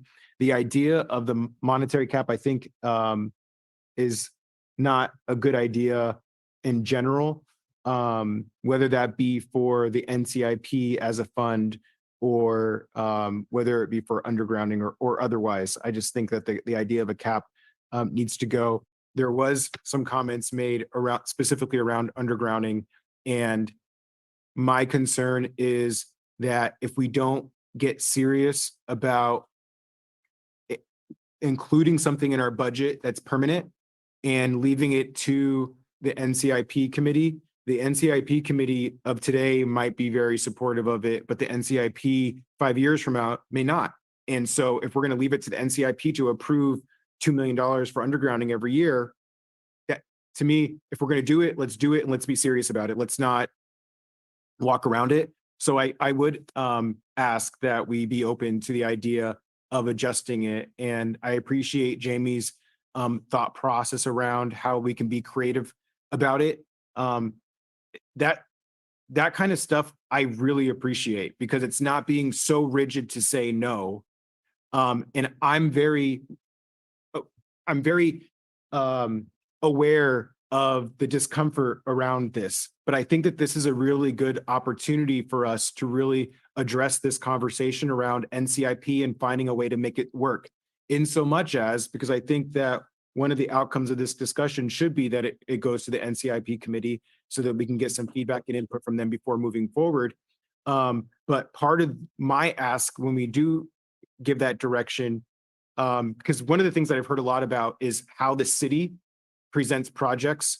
And so this year it was handled through this presentation that we had at the last council meeting. In previous years, staff was submitting projects and people had concern with the way that city was submitting projects. And it just kind of seems to be disparate. So I wonder what it looks like for us to create a process so that we're transparent with NCIP and the community around how we do that. And then there's no question around how city does things because we have a clear understanding and communication with the NCIP. So my sense is that we're all kind of generally in agreement with the idea that we need to dive in deeper, maybe starting off with going to the NCIP and getting some more information. I would just ask for that additional piece there, which is how can we come up with some kind of procedure around how the city presents projects in use of the NCIP outside of the emergency thing where we can do a supermajority vote by the council. But how do we do that so that way it's clear, transparent, and we can try to find a way of bridging this gap between I think where we see the problems with the NCIP. I think that's it for me there. Are we good, NCIP, generally? Okay, let's go to the next slide. Miscellaneous. Update terminology throughout charter, yes. Somebody say no, go ahead. So go ahead, say no. Somebody say no to that. Say no to that. We're doing it. We're doing it. I'm sorry, I'm stepping my foot down. Stepping my foot down. I'm just kidding. Does anybody want to not do it? No, All right. It's time to modernize the language. Yes. Thank you, staff, for putting this on there. That's makes me super happy because I have the mic. People don't join and participate because of how we present things and simply by changing, even though it might seem like a simple thing to do or insignificant to many folks, to the folks that identify by non-gender conforming pronouns, it makes a huge difference to them being able to be present and participating in this. So I appreciate the support on that. All right, a vote for the people is required before the city can acquire property by eminent domain for resale for private development. So the idea is to change that. Councilmember Smith. Historically, I have, being born and raised here, I remember the stories of people saying that eminent domain in large measure changed the nature of downtown Monterey, changed the lives. There were eminent domain decided because it was federal dollars, and previous councils in the 60s had decided without a vote to make dramatic changes to the community through eminent domain.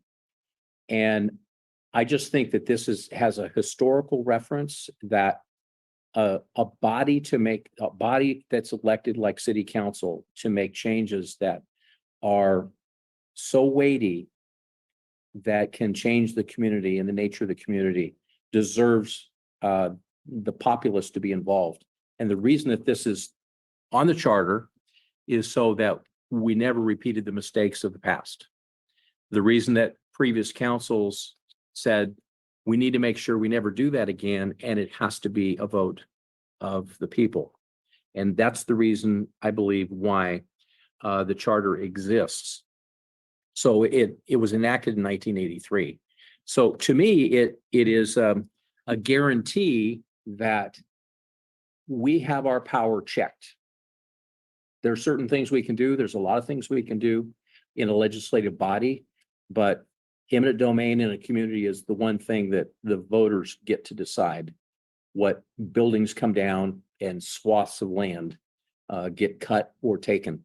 So to me, eminent domain should be remaining requirement to be on a ballot and not sit with this body. Councilmember Barber. So for number 2, right? That's So, correct. Yeah, that's good. I think the vote of the people need to be involved in when we talk about eminent domain, because that's very impactful. Councilmember Garcia. I have mixed feelings about this one because as I drive through North Fremont and see vacant lots, which some of which we know are owned by privileged folks who have the money to just buy land and just sit on it. I think that's a disservice to our community as well. So, yeah, I don't think I'm going to support this one. Well, so just to clarify, the supporting this and another wording kind of, the supporting this means that we would put something that allows the council to, the city to take action regarding it. Yes, thank you. So I would support that. Okay. Councilmember Hoffa? So I do understand your frustration, Councilmember Gino, but I just feel like taking somebody's private property against their will is it's like a sledgehammer in terms of public policy. Yeah. And it's a very serious action. And I don't think I would want to make it too easy. And I think the public should weigh in. So I would want to keep it as it is. Okay, and I'll just speak. I actually support the comments that Councilmember Garcia just shared, and I'll give you a story real quick. The car garage that's right at the corner there in front of the bowling alley. I've had somebody that was interested in wanting to purchase that property to do something with it. And in fact, that property owner had a project that came in front of the Architecture Review Committee that I served on before I got onto the council.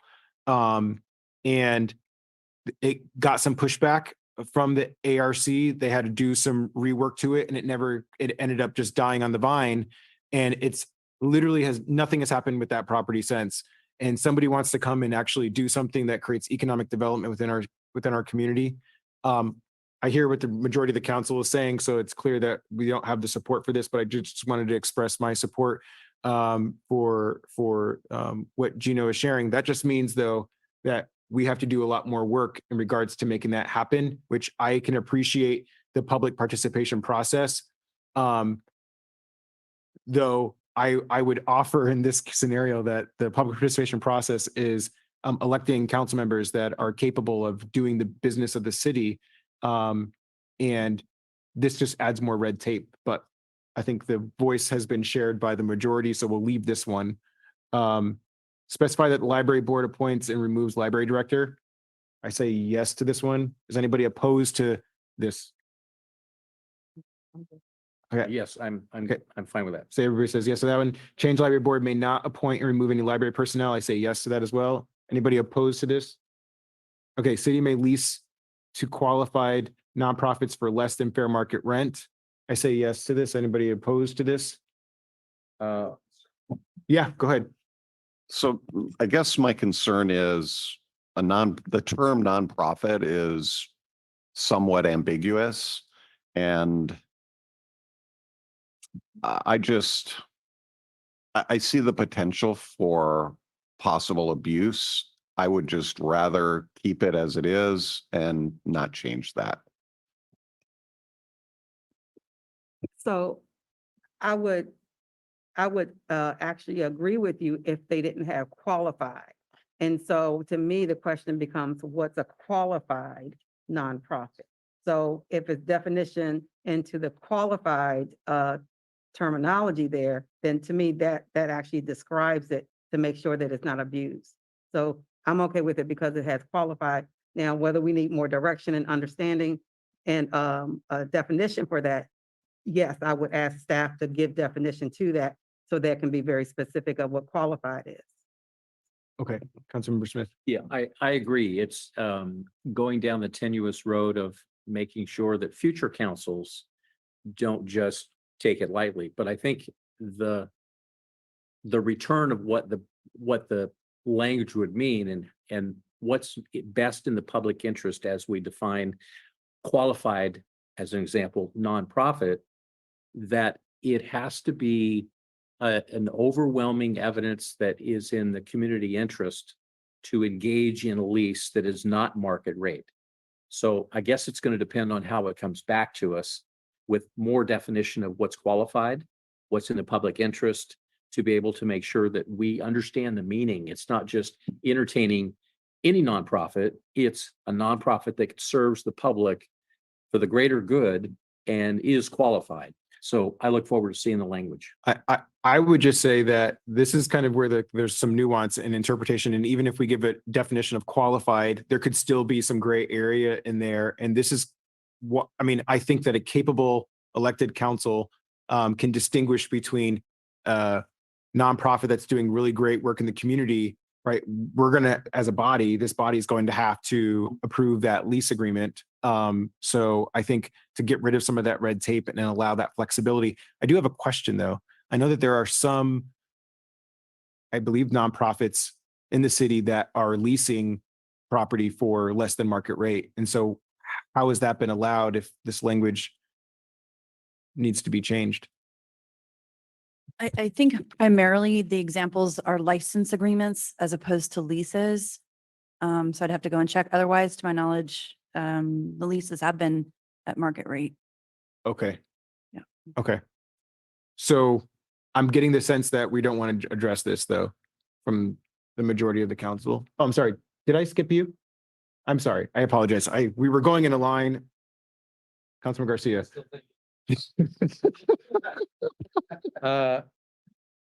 Yeah, no, I think I agree with my colleagues also. It's, yeah, more information would be helpful. But I think that the tenor of what we were talking about is the staff is saying this section could be amended to state that the city may lease to qualify. That's correct. So it sort of sounds like we're not sure yet. It depends on how it's written. Okay. So maybe we'll have this one come back is what it sounds like. We're willing to entertain this. Okay. Authorize additional uses development in certain portions of VAF zones, such as for conversions of hotels into housing or authorizing use as homeless shelters. And I'm going to pass it to Councilmember Hoffa because you asked the question earlier about that. Well, yeah, I guess partly it was somewhat triggered by the public communication we got and just trying to understand why would we want to limit which areas or which motel hotels would fall under this. I do understand in a way staff saying, well, you have to be careful because so much of our revenue depends on TOT. We wouldn't want to lose too many units. At the same time, I don't think probably the more productive hotels are suddenly going to change their use. That's going to take a lot of money to convert. I don't see that probably happening. I don't know.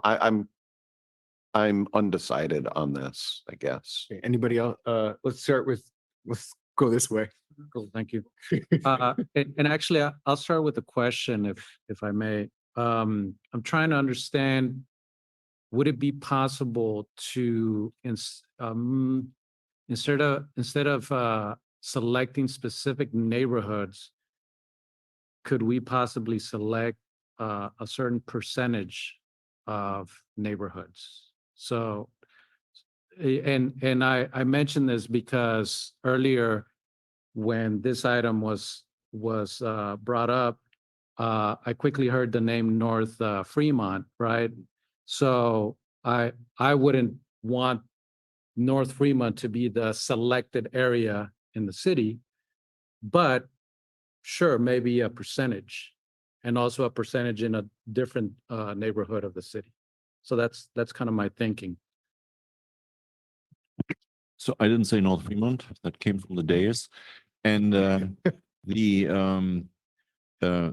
hotels, as Councilmember Hoffa pointed out, the hotels know best what it is. So if you allocate a percentage and you have a rundown percentage in a certain neighborhood and you cannot convert it because there's no percentage allocated, that will be a challenge. So again, absolutely, we can look at the percentages. I just gave you off the cuff the pros, a pro and a con against that. The hotels that are very much were identified or have been self-identified. One was on Monraz and two were in Oak Grove. So on around 10th Street, nothing on North Fremont. Just FYI.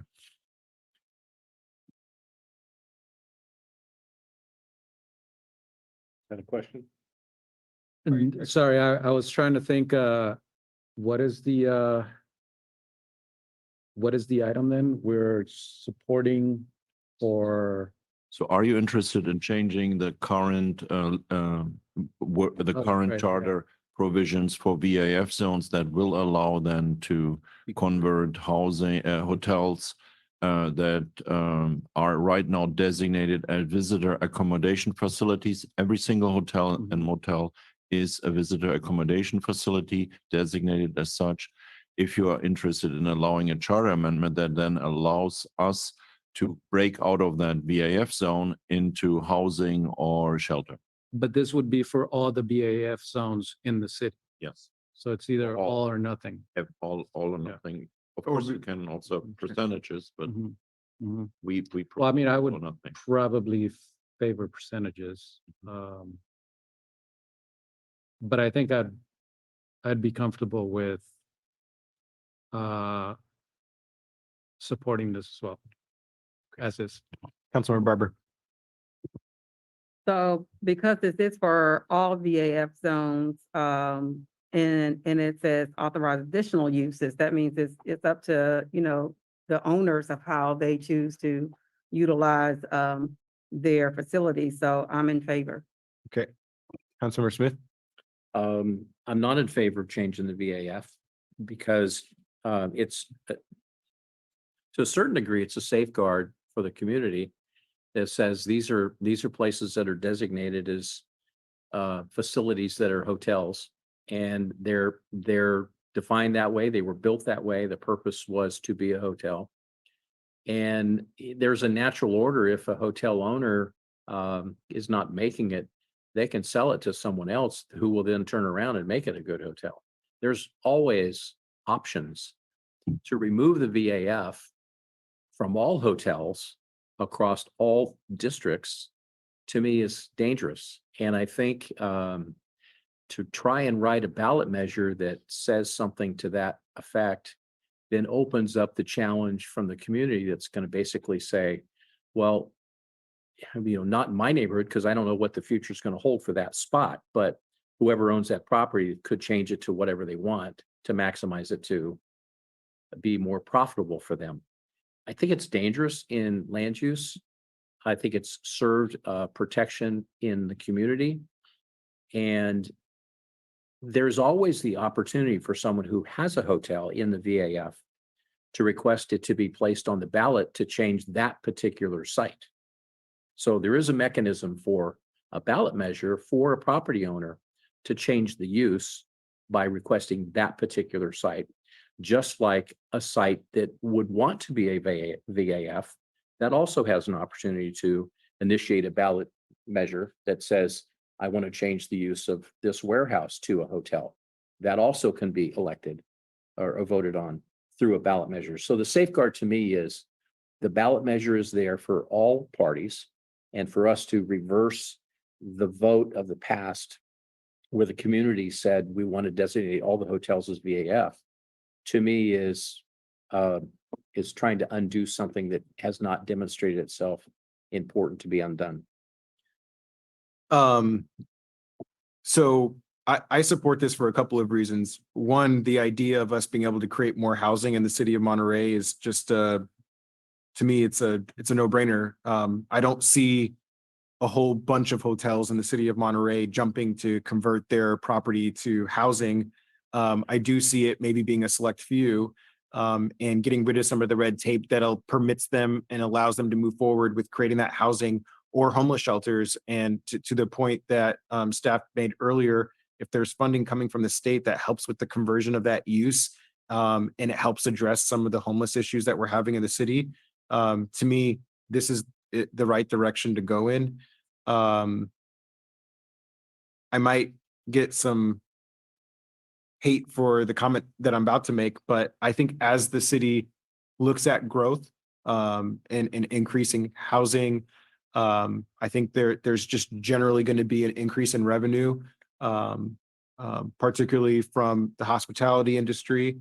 And I think with that growth comes more funding for providing the city services, which includes the maintenance of our infrastructure, our roads, whatever that looks like. So all that to be said, and this is a completely different separate topic, but I just would say I'm not opposed to the idea of allowing new hotels to come into the city either, but I know that that's, again, a whole separate conversation, because maybe that site where a specific hotel is that they do want to do a conversion isn't the right site for a hotel. But as we grow and maybe there's more opportunities to develop in downtown or whatever that looks like, that we allow that flexibility.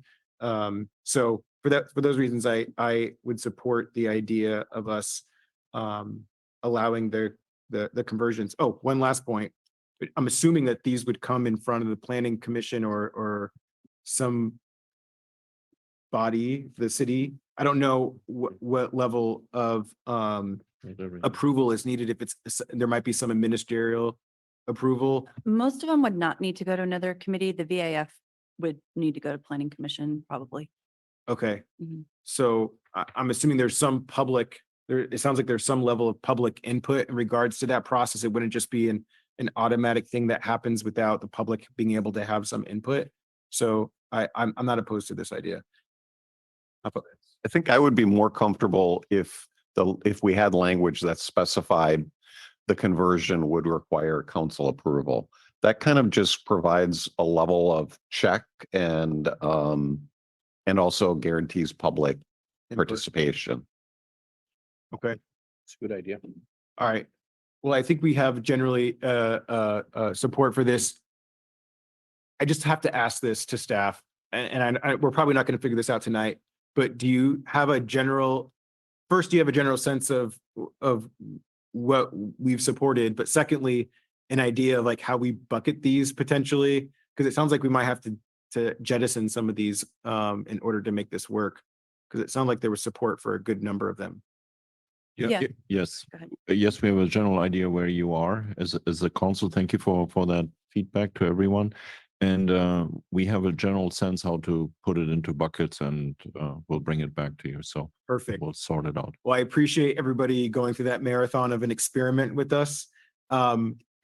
It took a longer than I think maybe any of us expected or anticipated, but I think it was an exercise that was well worth it. So I appreciate everybody and the public that gave input, staff for putting that together, and my colleagues here on the council for having that healthy deliberation. All right. With that, excuse me. There was a picture that came. Yep, we'll do the adjournment in memory of Cesar Lopez after we take public comment for. Did we closed do session. not public comment on this? Oh, closed session. Okay, yes. Okay, so public comments on closed session items. The closed session is, there's one item, public employee performance evaluation pursuant to Government Code Section 5495-7B1, city manager and city attorney. Is there anybody in the chamber that wishes to speak on this item? Seeing none, anybody online, use the raise hand function. I'll do a countdown to 5, 4, 3, 2, 1. We're seeing none, so there's no public comment on closed session agenda item. And with that, we are going to, Mayor Williamson, we are not adjourning. we are going to, I'm sorry, we're going to go into closed session. But before we go into closed session, I just wanted to close our afternoon session in memory of Cesar Lopez, who was a city employee, worked for the city in the parking division for 6 years. He is survived by his 4 sons, Cesar Jr., Anthony, Abram, and Elija.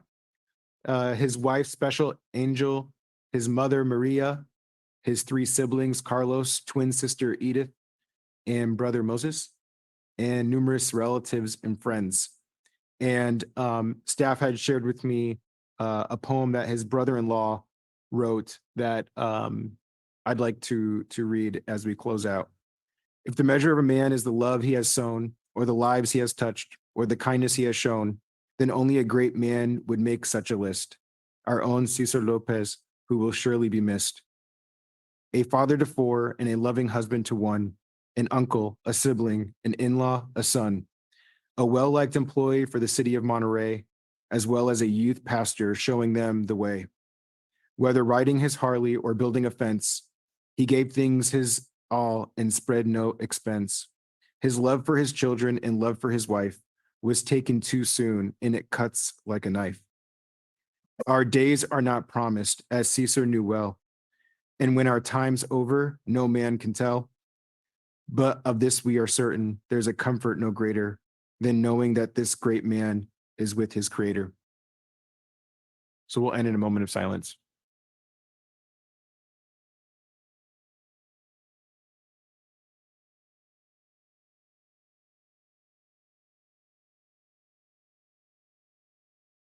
On behalf of the city of Monterey, we want to send our love and our condolences to Caesar's family. All right, with that, we'll go ahead and what's the appropriate way to end? I've been doing this for how long now? We'll go to closed session. All right, thank you, everybody.